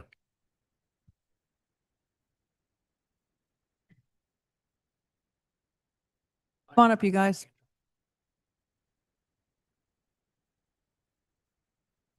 Ready? Right, I'm Paul Noring. I live in 31568 Catalina, so I'm right in the middle of the district. I think this project isn't just a utility upgrade. It's a long-term investment in infrastructure and property protection and preserving the value of our homes. For approximately $4,700 a year, paid through property taxes, not as a lump sum, we're gaining an asset value that immediately increases the property value by a couple $100,000, if not more. That's based on the conservative estimates and supported by years of real estate data here in Laguna Beach. The cost of the tax is tax deductible in California. And if a homeowner eventually sells or passes their home to a family, that equity is real and often tax-free under federal law. We live in a very high fire hazard severity zone. Undergrounding utility removes a known ignition risk, supports emergency response, may help protect access to insurance at a time when many California homeowners are seeing coverage shrink or disappear. This is not about luxury, it is about responsibility. It's about continuing the long tradition of thoughtful planning in Laguna Beach, applying that same discipline in South Laguna where reinvestment is overdue. For those who need more time, the city deferment program ensures there's no upfront cost, no forced sale. You stay in your home and the value is created. It's not a speculative project. It is solid, carefully modeled investment in safety, equity, and long-term value that's been studied, priced, and vetted. I respectfully ask you to approve the West Street Underground District and give this neighborhood the opportunity to move forward with confidence and courage. Thank you. Thank you. Next.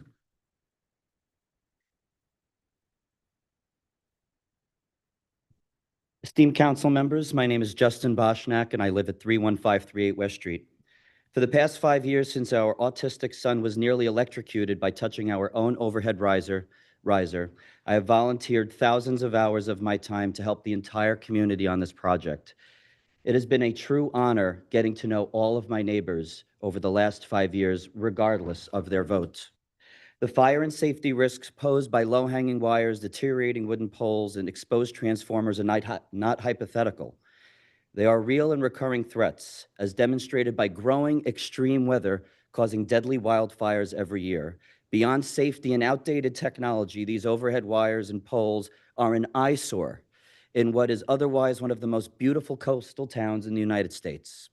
And when the ballots are cast later this summer, my wife Lisa and I will be voting yes. Similar to ongoing maintenance of our homes, this is a clear and necessary investment, but for all our safety and a better quality of life. Firstly, we'd like to urge the City of Laguna Beach to vote yes on its 3 parcels, as it always has been, to support underground safety. It's only a 3% project weighting. Secondly, I want to express our approval for the NV5 engineering report. While no report is ever perfect, NV5 has made thoughtful and diligent efforts to allocate assessments fairly, balancing the benefits received for the parcel size and the highest use of each parcel. Notably, in its final revisions called special considerations, NV5 reduced assessments for 21 parcels, including 10 opposing voter parcels, by over $250,000, lowering theirs. This redistribution increased mine by $4,000, and yet we are still firmly in support of this. Finally, in order to secure a successful majority vote, I respectfully recommend that if SDG&E's costs do not come down materially, that the City Council consider making an additional contribution in our next meeting. So I'll end with this. 17 months ago, after I survived a heart attack while playing ice hockey, it gave me a perspective and realized before I leave this earth, I want to be a part of a positive change. This vote allows us just that, to effect positive change and leave our neighborhood better than we found it. Thank you all. Thank you.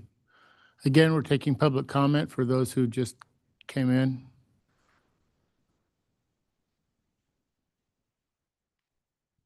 Good evening. My name is Max Vahid. My wife and I, we live in 22165 Paseo del Sur. For us, this project is really a public safety. And in order to demonstrate what I mean, I have a real life example of what happened to my dear friend only 3 years ago. He used to live in this beautiful house only 1 canyon away east of my house in city of Laguna Niguel.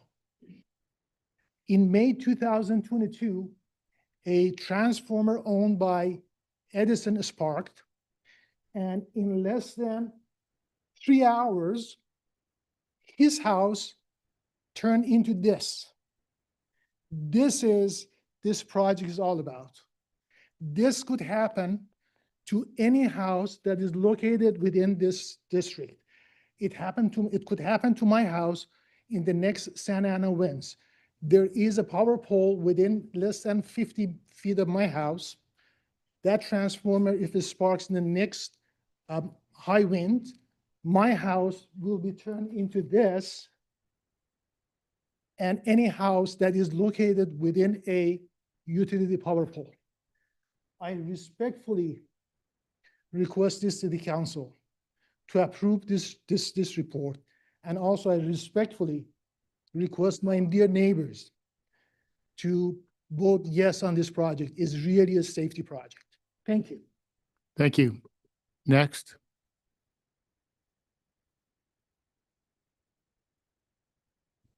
Good evening, City Council. I'm Douglas Warner. My wife Janice and I live at 31492 West Street. Clearly, there's been a lot of work that's been done on both sides of the coin. It is important to advance Laguna Beach into an area that doesn't have to face safety as one of the glass ceilings. Clearly, from the fire area, we also live in Encino. We had to evacuate our homes because of the fire that took place up in Los Angeles. It seems to me that this becomes an important element in making a decision. Our insurance has gone up. My insurance has doubled, and I was lucky because there's other neighbors that have lost their insurance. So anything we can do to mitigate the fire risk in this neighborhood, I think should be taken into high consideration. I also think that the city has offered a tremendous opportunity to those neighbors that are concerned financially about the project. I think the deferred financing provides an opportunity for them to upgrade their home, increase the value, and at the same time, when they're ready to make an exit, all they have to do is pay back the loan, I think at 1%, which is ridiculously low. Anyway, thank you for your time. I hope you guys vote for the 3 parcels and we can move on. Thank you. Thank you. Next speaker, please. Good evening, council members. My name is Jeff Randolph, and I don't live in this district for this assessment district, but I do live in one we're creating in the north end of town, the La Brea Fairview Assessment District. And really what's driving myself and all our neighbors up there is safety.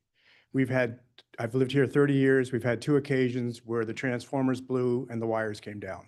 So you have hot wires. And the good news is they fell on asphalt and concrete, not dry brush and so forth. So it's real. And we saw what happened this year in Los Angeles County. I think that should be a driver here. And I am just saying that's giving a real life experience of what happens with lines when they go down. And it's happened twice and it'll happen again if we don't get these things down underground. Thanks for your time. Thank you, Jeff. Next speaker.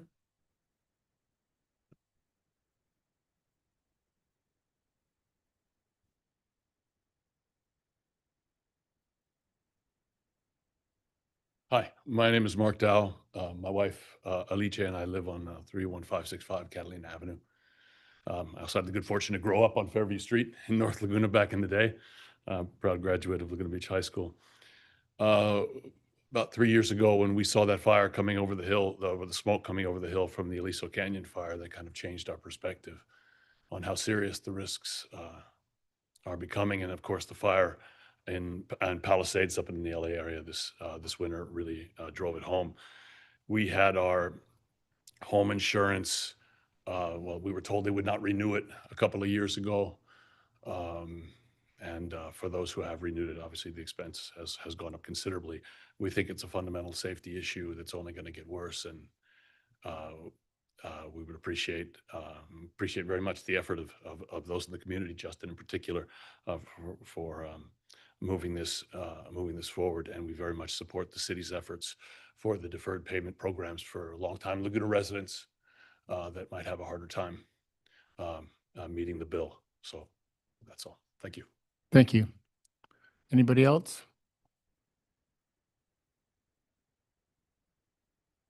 Good evening, City Council members and your excellent staff.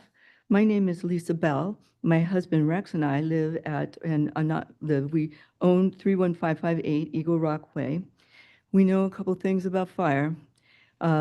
We always dreamed of living in a home in Laguna. We saved for years, and in 2007, shortly after we bought our dream beach cottage, the house next door to us burned to the ground. It was engulfed in flames. The cause was a faulty electric wiring. Our 100-year-old house, which is made out of wood, was minutes away from igniting. Many thanks to the South Laguna Fire Department and a couple of our neighbors who actually jumped in with garden hoses. We dodged what would have been a terrible loss.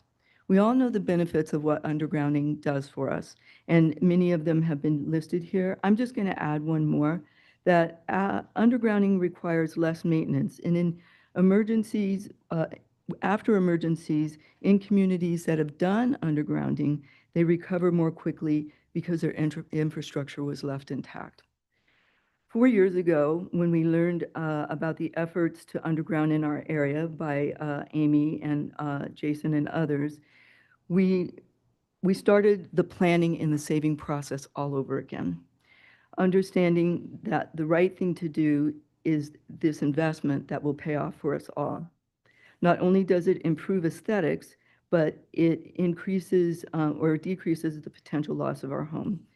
We agree with all of the proposals put forward by Pierre and the team here, and we request that today's items be addressed forthwith, and we agree with all of them. Thank you. Thank you.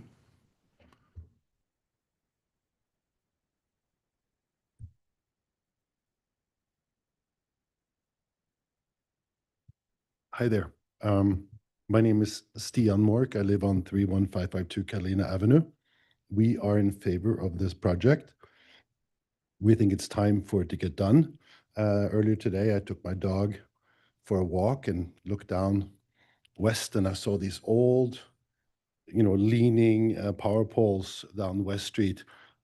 They're kind of charming and in a sort of rustic way, and we're used to them, and I kind of like them in a way, but I do think that taking down those poles would beautify the area. One of the things it will do is it will actually help by undergrounding. We won't have to worry about, trees. I had 3 beautiful palm trees I had to cut down over the years because they were growing up into the power lines. Beautiful palm trees that just did what they did. They were growing. But more importantly, as we've heard, we have safety issues. And I do think it's important to mention in case of an emergency, only imagine if there's down power lines down west, which is a main artery. If people can't get out, if there's an emergency, that would not be good. Undergrounding is sustainable with its positive impacts on the environment. It enhances safety concerns, and it gets us prepared for the future. I think we should do it, and I think it's time to do it now. Thank you. Thank you. Anybody else?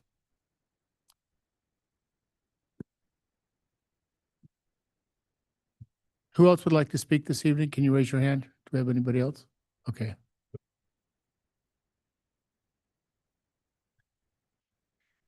Okay. Honorable members of the City Council, my name is Julie Gallo, and I reside at 31551 Eagle Rock Way. My husband Keith and I strongly support our undergrounding project, primarily due to significant safety concerns associated with the current infrastructure.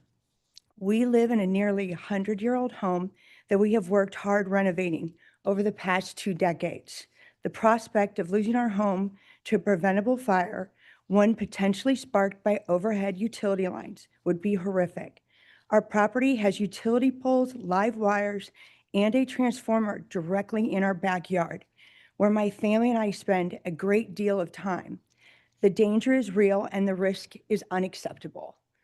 I also want to acknowledge and commend the efforts from block captains, namely Justin and Amy, who has maintained outstanding communication with the community since the district was first polled in 2020. His regular email updates have kept residents informed and engaged. I would also like to thank Pierre from Public Works for his responsiveness and the helpful correspondence.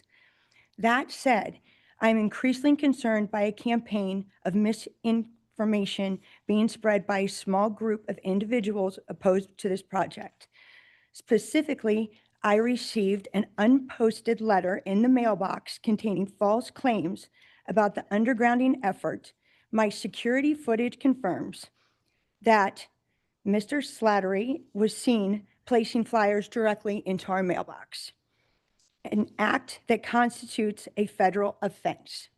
Mr. Slattery and a few others have actively attempted to undermine the integrity of this process and discredit the diligent work that has been done in the last 5 years. When I heard public comments suggesting that the entire initiative should be scrapped and started over, I thought it was a joke. Such a position ignores years of effort, planning, and collaboration. We are looking forward to the start of construction later this year. We deeply appreciate the city's continued strong support of this vital project, particularly for those of us living in South Laguna. Thank you. Thank you.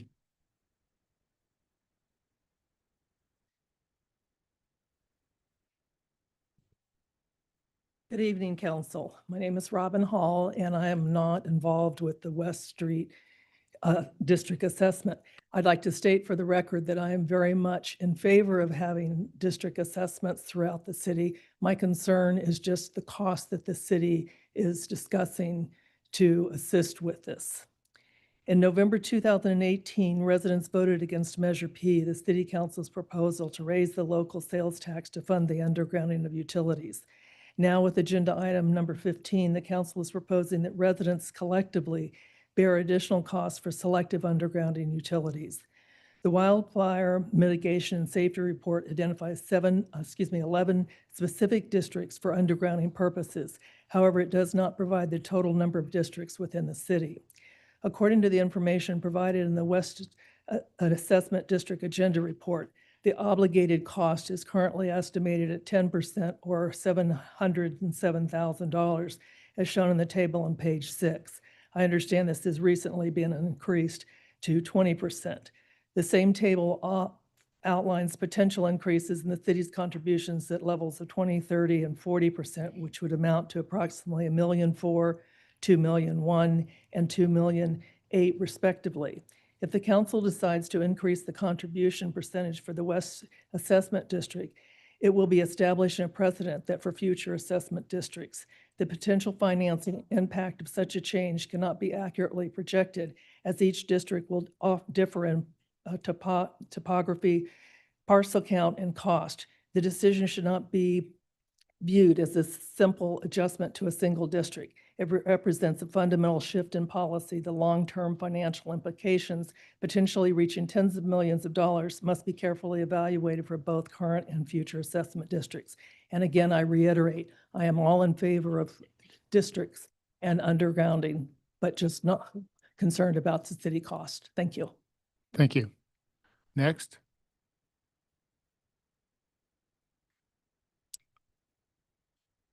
John. All right.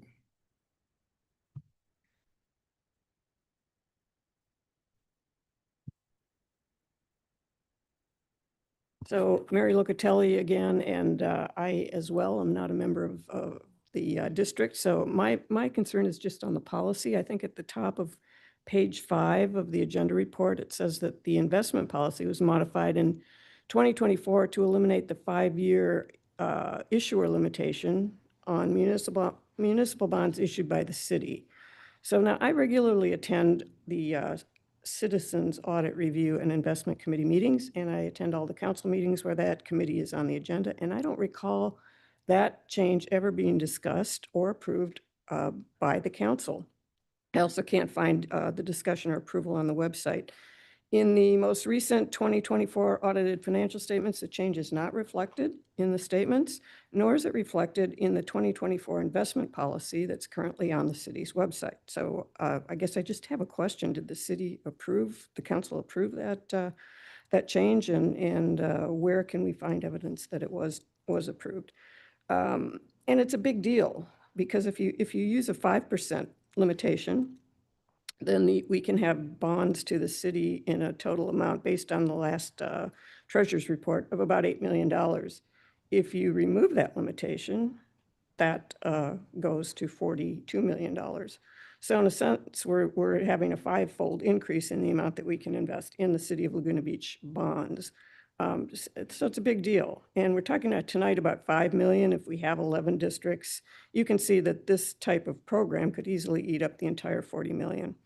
If that's what the city wants to do, fine, but I don't see that discussion ever having been occurring. So if you look at the information in the financial statements, the amount is immaterial last year, so it's included with investments. Here's what the auditors have to say about these bonds. They say that the maturity on the bonds have been increased to 15 years by the council, which is in excess of the 5-year policy limits. They also note that the bonds have no observable market and are not negotiable. So in other words, they're not readily saleable and they're not liquid. So I think it would be worth asking the auditors that if this does become significant at some point, are they going to leave it in investments, or would they move it more into a separate category as a loan receivable or note receivable, which more clearly describes what the substance of the transaction. So anyway, lots of questions. I think the report indicated that there are some issues with things that would have to be set up in the city: underwriting guidelines, loan servicing, loan collections, all of these things take staff time and probably new policies and procedures. So just some clarification if we could. Thank you. Thank you.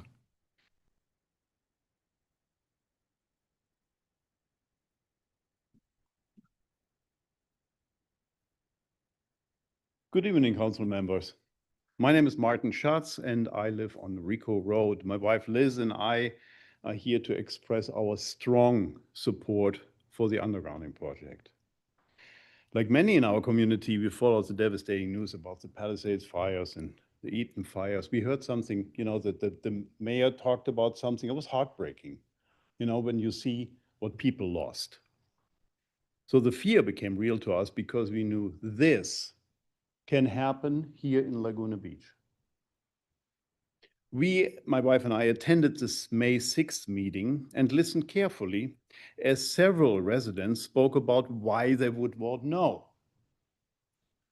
Later in the meeting, the following agenda item came up: wildfire mitigation and fire safety report. Ironically, most naysayers who had just spoken left before that critical discussion about wildfire prevention even began. But we were interested. We stayed and we listened. Councilmember Whalen said, wildfires are the #1 threat to our community. Councilmember Kempf said, fire events keep increasing. I want to thank this council for recognizing this risk and prioritizing the prevention of this growing threat, which makes me confident that you will not abstain from your vote. Although, we're talking about the costs, although I have heard from neighbors that someone walks the neighborhood and makes statements like, if we just vote no, the city will eventually pick up the entire tab. Well, that's simply not realistic, not now and not in the foreseeable future. We need to step up the environment. We will not walk away and say we do not care about fire prevention just because we don't want to pay for it. Thank you very much for your leadership. Thank you. Next. If we could get queued up as the speaker finishes, I would appreciate it. Thank you. Okay, I'm Rob Crawford. My wife and I live at 22145 Paseo del Sur. So we are in the district that everybody's been talking about here.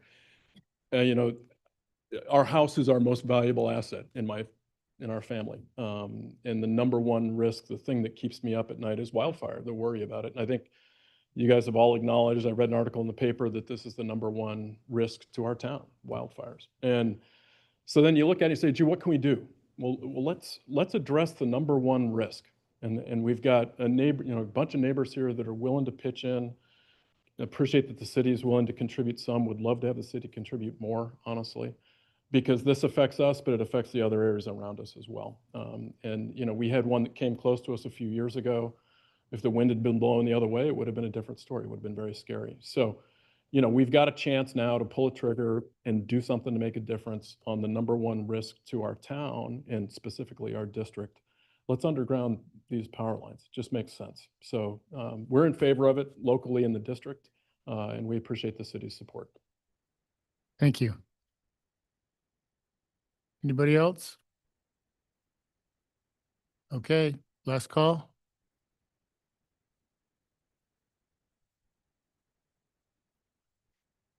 Good evening, council members. My name is Roxanne DeGarmo, and my husband Charles DeGarmo and I live within the proposed utility underground district on Monterey Street.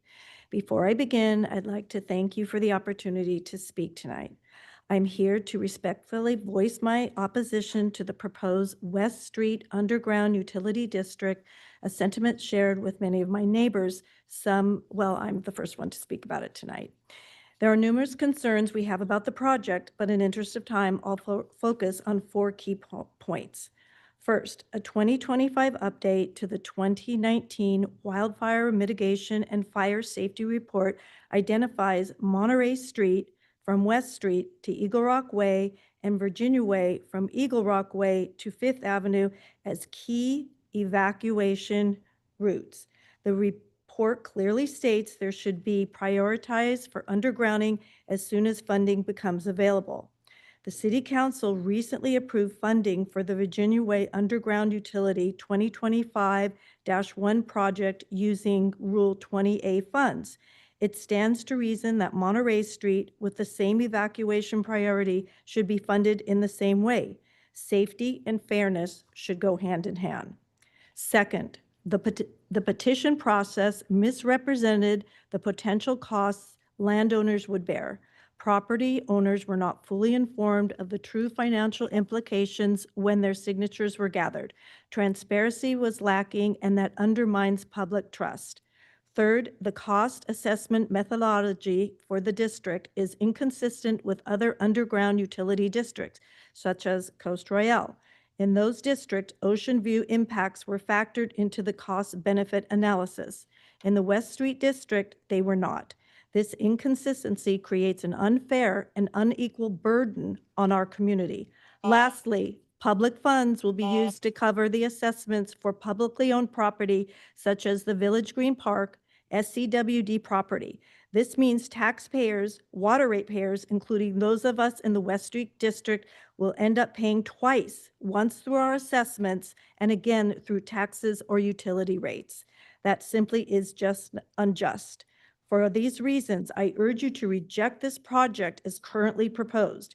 We are not opposed to the safety or infrastructure improvements, but they must be handled transparently, fairly, and with community trust at the forefront. Thank you. Thank you.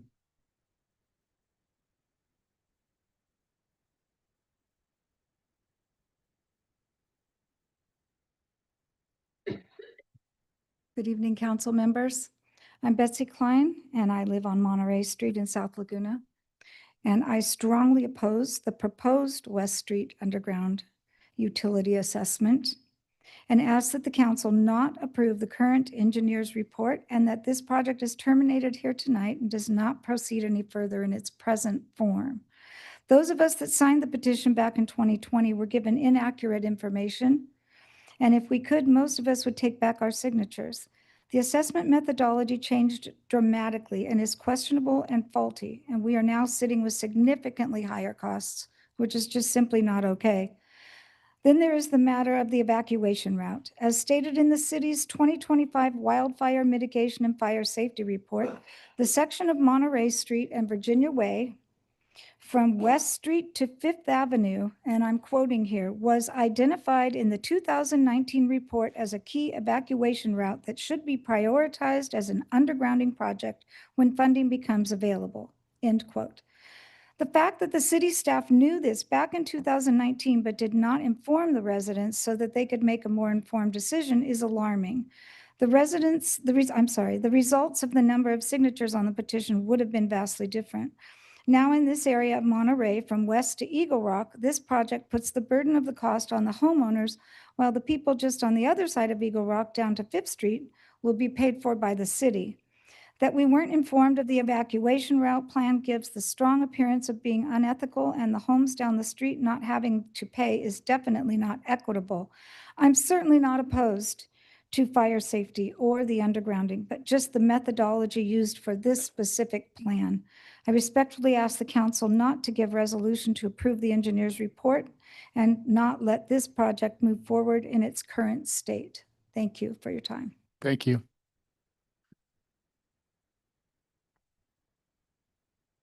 Hi, Carrie Reynolds. I'm in the North Laguna Fairview Street assessment, and as the advisement came from Pierre about the differences in these engineer reports where they have to take subjective decisions about views, which is the methodology, Excuse we me. also will be. I'm sorry to interrupt. Madam City Attorney, do we have to pause here since we don't have three of us? Actually, yes. Yeah. Good I thought point. so. Thanks, Bob. Yeah. I'm pausing. Oh, I'll just. Hold that thought.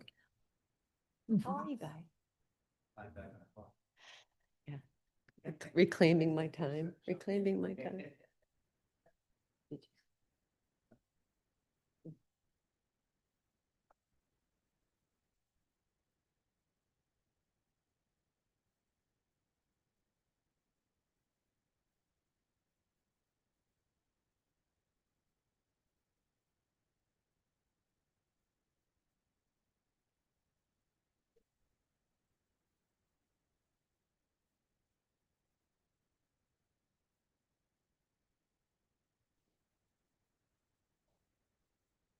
You're our quorum.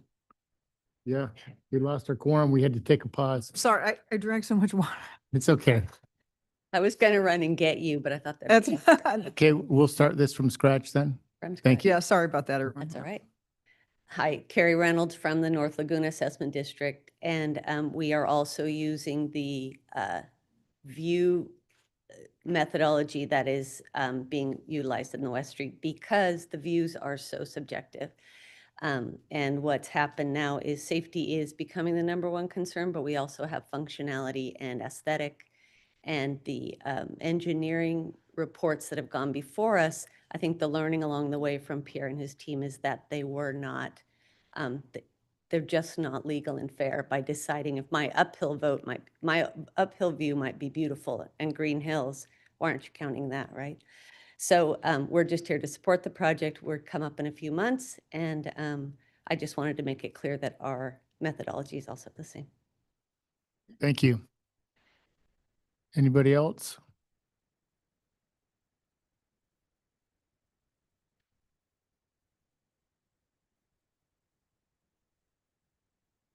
Good evening, City Council. I'm Lenny Vincent. I live on Monterey Street, and I'll be brief. Many of my neighbors signed the underground petition after giving an assessment model and cost estimate. The message to the city was, we want undergrounding. Subsequent to signing, they learned that the assessment model changed and the cost to underground increased. Many of the signers, given the chance, would retract their signature, changing the message to the city to, we don't want undergrounding. Now that the cost has increased, I doubt that anyone here who refused to sign the petition would, given the chance, be inspired to now sign it. I know I wouldn't. Thank you. Thank you. Any other speakers before we?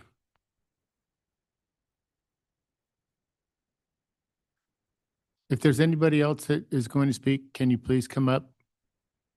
I'm John Gillespie. I live at 31568 Eagle Rock Way. I just have one question. When people talk about not signing the petition, doesn't this go to a final vote anyway? So people can vote whatever they want at the time and democracy rules. Is that correct? I just want to appreciate your clarification. Thank you. Thank you.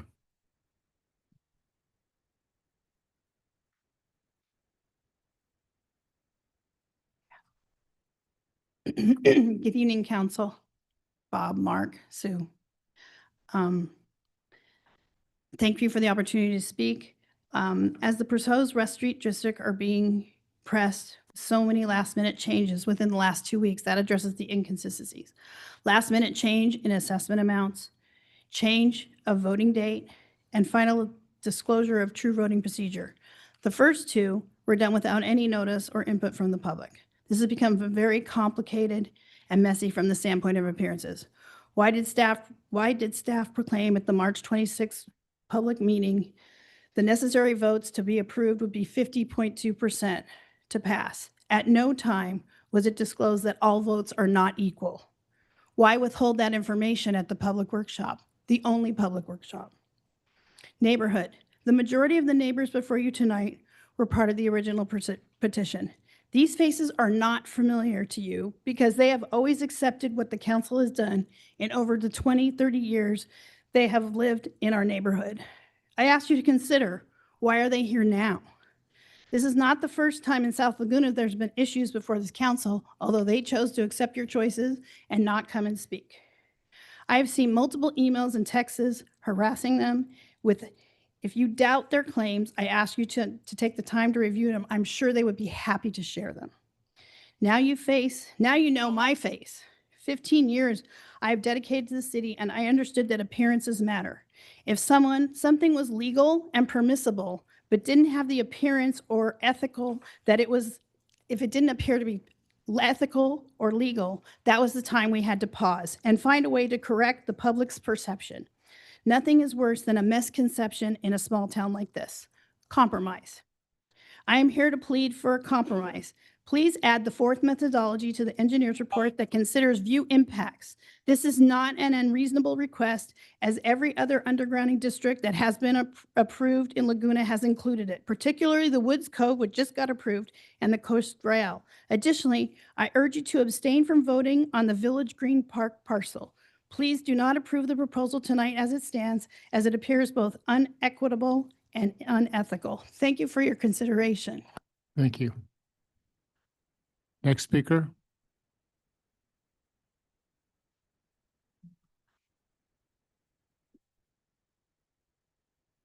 Put up Sharon Lyons' slide, please. Good evening. My name is Sharon Lyons, and I am also in this district.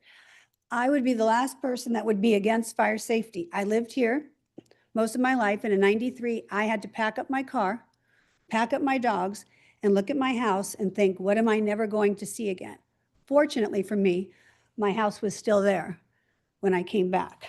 So I know about fire safety, and I'm not against fire safety. What I do have questions about is this whole methodology, because we were promised, or we were sold on the methodology that you see here for Woods Cove. That's what we were told. Same as Coast Royale. Then it was changed, but I never, and no one that I've spoken to has ever received a notification saying that the methodology changed and that the price would quadruple. I think last time I spoke, I gave you an estimate of what the cost was for my parcel itself. Also, I think it needs to be revised because we are on an evacuation route. And like many people said, part of the evacuation route is now being fully funded by the city and 28 credits, and the other half is not. So they're asking the residents to pay for half of the evacuation route, but the other residents on the other side do not have to pay, and that's being fully funded by the city. So I'm here tonight asking that you take that into consideration. Do not, in this form, do not vote for this to proceed forward in this form, because everybody is for fire safety. There's nobody that is not for fire safety. Like I said, I've lived through a fire. I know what it's like. And what we are not for is the change of the methodology, the quadruple the cost, and then the inequity of half of an evacuation route will pay for you. The rest of you, you have to pay for yourself. That does not seem equitable at all. So I would respectfully ask you to consider that when you are voting tonight. Thank you. Thank you. Hi there, Jill Lockhart. I live in Coast Rail, where actually we are already underground. But I spoke in front of council in 2007, and I'm not here to speak on methodology or format or pricing. Safety. I was in the 2005 landslide, and the biggest challenge we had in a catastrophic situation were the live electrical poles. And when the city did us great justice and decided to rebuild the hill and give us back our lots, they proposed putting electrical poles, again, above ground. And at that point, I came in front of the council and I said, don't do it. They have to be underground, safety first. It's a very scary situation when you're in a situation where there's fire, landslides, earthquake, and you're navigating water and live wires. I think for safety, as I said in 2007 or 2008, when I spoke in front of the council, the best thing for safety would be for the poles to be underground. I'm not talking pricing or methodology, and I just wanted to say that from firsthand experience, they should be underground. Thank you. Any other speakers?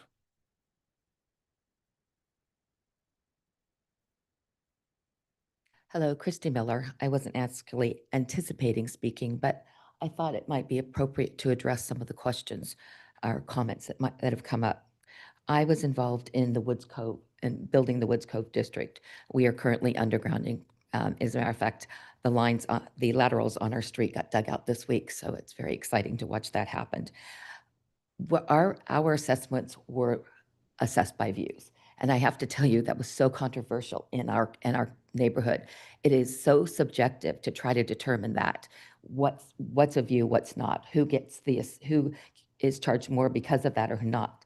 Honestly, I felt like we have a gorgeous view, though we're closer to Coast Highway, and we had a lower assessment because we're not higher. So how do you do that? How do you make, how that decision made? And because it was so controversial, perhaps, I don't know, that could be one of the reasons why they've made the decision not to include that, that portion in. I have no idea, but I just thought I just really wanted to make that. Speak in the mic. Oh, sorry, I just really wanted to talk about that.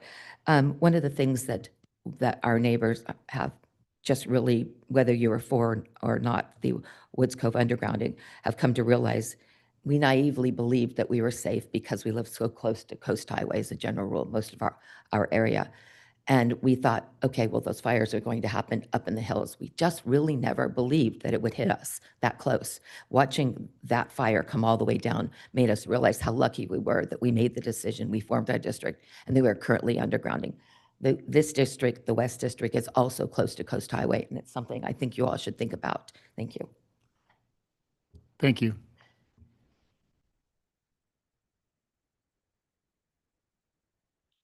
Good evening, Council. My name is Steve Louisi. I live at 31494 West Street. We came to this city about 24 years ago because we left our house that had had a fire in it. We have been evolved in life through fires, and we were out there behind our house during the fires a couple of years ago.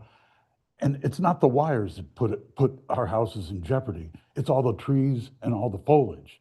And this stuff, you guys aren't even, asking for any of this. The big thing I think is that everything that everybody is saying here tonight, the inconsistencies, the changes, the vote dates, the procedures, the assessments, they're not following, you guys are not following parliamentary procedure to organize your thoughts and get this out right. The neighbors have been deceived. Majority of them are against this, and they're not in favor of this. The compromise is simple.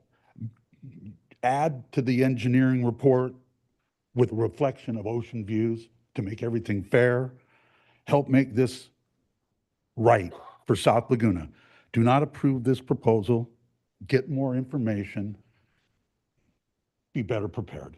Thank you. Thank you. Okay, I'm going to close public comments and bring it back to council. Well, I was going to ask, under this process, we're required by law to hire an assessment engineer to have them spread the assessment, which is required by Proposition 218 that was, as part of the California Constitution. Could our assessment engineer speak to the issue of view equity that has been raised here, and why you have determined it should not be included in this district? Sure. My name's Jeff Cooper. I'm with MV5. Pleasure to be here this evening. I have been an assessment engineer for 38 years, and I've done many, many districts. I can say, to start off with, that I've never, ever had a surcharge on view as a component of my assessments. So it's my strong belief that any kind of view benefit is addressed by aesthetic benefit. And I've looked at the previous reports a little bit, and I find them extremely subjective. And my approach to assessment engineering is to be very objective. If you look at Woods Cove, I would challenge that assessment engineer to defend how he came up with 10% is going as a surcharge on Ocean View. There's no scientific, there's no information that supports that. It's just not there. I've done a lot of master plans for communities for undergrounding. I've done a lot of research, and the research always says to me that there's three components: reliability, safety, and aesthetic. Never in any report I've read do they say that one is weighted more than the other. It's my strong belief that they should be treated equally. And that's the way I've done the report. And I think my report is extremely fair, very equitable, and it uses all my years of experience in doing these. Someone would ask me how many districts have I done, and my answer to that, I've almost forgotten how many I've done because I've done so many. Each one is a unique experience has unique things about it. I did not use as a guide what had been done previously. I did what I thought was most equitable and following Prop 218 and following what is special benefit. Special benefit is a tricky item to understand, but basically benefit assessment is based upon the fact that the improvements increase your property value, and you do the best you can to spread that as fairly as possible with the basic premise that reliability, safety, and aesthetics are equal. In my opinion, that is the only and best way to do this district. Any surcharge for view for ocean is, I don't know how you defend it technically. People have a view of a mountain. Should there be a mountain view surcharge? They have a view of a park. Is that a different surcharge? And how would you calculate such a thing? And when it comes to the ocean view, someone might have a bigger view of the ocean than someone else, or might have 2 poles versus 1 pole. It's so subjective. And I'm sorry, I can't support it. Okay. Thank you. So thank you. Thank you for that explanation. So in your professional opinion, the spread of the assessment here meets all the requirements of Proposition 218? Absolutely. Completely.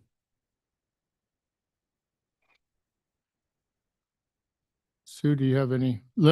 I'd just like to say one comment regarding this. Are you done, Bob? Well, no, that was my question for staff. But I'll have more when we're discussing. Well, my comment was, and as we've seen lately, with all of our changes with land use in the state and their amount of control that they're taking over, you could have a view today and tomorrow the view could be gone. So, Absolutely. yeah, I That's appreciate another that. one of my concerns. Right. Thank you.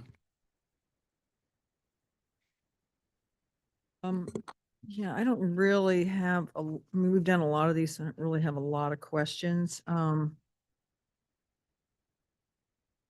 I want to get all the questions out of the way first before we make, do you have any other questions or? I have some comments. I don't have other questions. I mean, I have a couple of questions when we get to the resolutions. Okay. I guess one other question I did have, I don't know, Pierre, if you have this number here, but what are the city costs incurred to date approximately for design? I'd have to dig that up. I want to say it's somewhere in the order of $150,000 or so. Okay. So, council, how about we look at recommendations 1 through 3, and then we can discuss, first of all, we can discuss 1 through 3, and then 4, 5, and 6, they're are quite specific. So Yeah, I that's a think good they're approach, going to I be, think. Yeah. okay. So on item 1, which is the resolution declaring the intention, I mean, first of all, I guess I would say it's my intention to vote in favor of proceeding as to approve this preliminarily tonight, declare our intention to form the district and move ahead to a vote. And the vote will determine the outcome. So, to the extent, and I understand there are people who are dissatisfied with either the methodology, the cost, or both, but it'll go to a vote. And as one gentleman said, it'll either get approved or not approved. And we'll see. We've had some opponents say the majority are opposed, and we've had a number of people here saying they think the majority is in favor, and it'll turnout in the ballots. But I think it should go to vote, and the neighbors should get to make the decision on how they want to proceed with this. So on the resolution, which is the first resolution declaring the intention to form the undergrounding district, I think there's just one item there we probably need to address in section 14. I think, and maybe the city attorney could look at this. The city council declares its current intention to contribute $1,415,072 for the general benefit. I actually think when you look at the report, the general benefit is the 707,536, and then the 707,536, we doubled it. So the second half of that is our additional contribution that we're making, which is consistent with what we did in Woods Cove and approved a couple months ago. So I think the language there might want to read 707,536 for the general benefit, and then maybe at the end of the sentence to say something like an additional 707,536 for the and an additional contribution of 707,536. So Bob, would that be addressed in 1 or 4? On the Well, it's actually in the I'm talking about number 1 now. Okay. But it's in the language of the resolution Okay. itself, section 14. Okay. So I think with that one change, I would move the approval of number 1. Number 2, I just had a question on, that's the resolution of the city council preliminarily adopting, confirming, and approving the engineer's report. So in section 2, we referenced the September 23rd date, but we're going to have a meeting date in July too, right? So should we add that in? What's the date, July 22nd or something? July 22nd.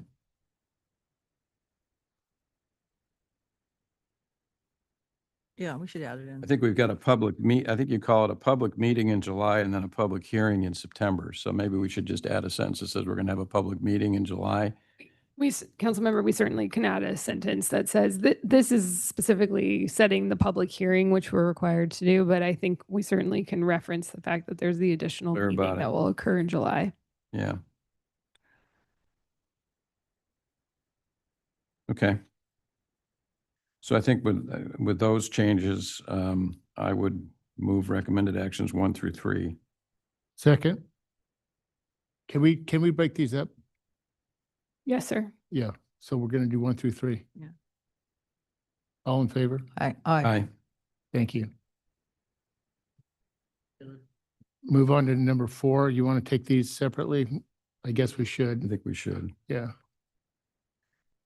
So acknowledge the intent to contribute the 1415072 for general benefit cost if the district is approved and prior to bonds being sold. Yeah, again, I think it's just it's somewhat technicality, but I would just take out the words for the general benefit cost and just say acknowledged intent to contribute $1,415,072 if the district is approved and prior to bonds being sold. Is that your motion? That's my motion. Second. All in favor? Aye. Aye. Okay, number 5. So this has to do with the providing the direction to the city manager on how to cast ballots for 3 city-owned parcels. So essentially just, does the city want to participate in the vote for the city-owned parcels? My feeling is that we should participate. We meaning the city. Yeah, I agree with that. We have in the past, I know we did in Woods Cove, and I'm trying to remember if there were other occasions, but yeah, I think we should. We're a property owner in there, and just like any other property owner, we should vote. So I would agree with you. Okay, so I'll make the motion to approve. Second. All in favor? Aye. Aye. Aye, thank you. Number 6, provide direction to staff on the purchase method of municipal bonds, assuming an estimate bond proceeds amount of 5 to 6 million. I'd like to propose the following on this. I don't think we need to give direction on this tonight. I talked to Pierre. I think the timing will work out fine. You know, we had some testimony raising some questions. I think Mary raised a couple things. I actually think it may make sense to do a couple things. One, maybe the investment committee could take a look at this and give a recommendation back on the city purchase question. And then I would like staff to investigate, you know, if we're going to do a public bond sale, and it may, because of the 25-year duration, this may not be an option, but to take a look at a direct purchase of the bonds by an investor like we've done in the past. We did that actually for the St. Catharines purchase, as opposed to a public sale of bonds. It will reduce costs a little bit, but we'd have to evaluate the interest rate trade-off. The other, so, you know, I'd ask staff to take a look at that option as well. And the other thing that I think the investment community could take a look at is, you know, interest rate, right? If the city's going to make this loan, what should the interest rate be? I don't know exactly. I don't know exactly how we've approached it in the past, but might be worth having them take a look at that if that's going to come back. And then I think this could all come back to us, Pierre, confirm, July 23rd, and we'd still have plenty of time to make a decision to move ahead with a bond choice at that time. Correct. We could return at that time. Yep. Okay, so these are recommendations. Mayor Pro Tem. Motion, or do they, or? On that, I think that's just direction to staff. So I don't think we need a motion on that. If we could go back to number 5, I just want it, if we can make it clear in the motion that not only is the city going to vote, but it's going to vote how it's going to vote specifically. I'm not sure we heard, I think we know, but just so that the motion is very clear on that. If you want the city manager to cast a ballot in favor of the assessment district, I think we may have missed that one part in the vote That there. needs to go in the motion. It needs to go in the motion so that it's clear. Okay, so we will be voting, the city will vote on behalf of the city-owned properties, And we'll vote yes. and we'll vote yes. Mm-hmm. So that's the motion. We direct the city manager to do that. We direct the city manager to do that. Yeah, I apologize. I appreciate the clarification. That I wasn't confused, but I do think I think we didn't say the word yes versus no, so. Okay, so that's a new motion. Second, Second. all in favor? Aye. Aye. Aye. Okay, That concludes it, right? that concludes it. So July 23rd. Excuse me? Will come back to us on July 23rd. Yeah, so this will come back to us on July 23rd.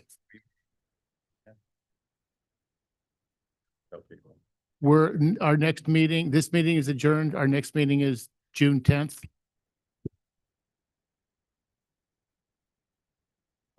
Hey, I didn't.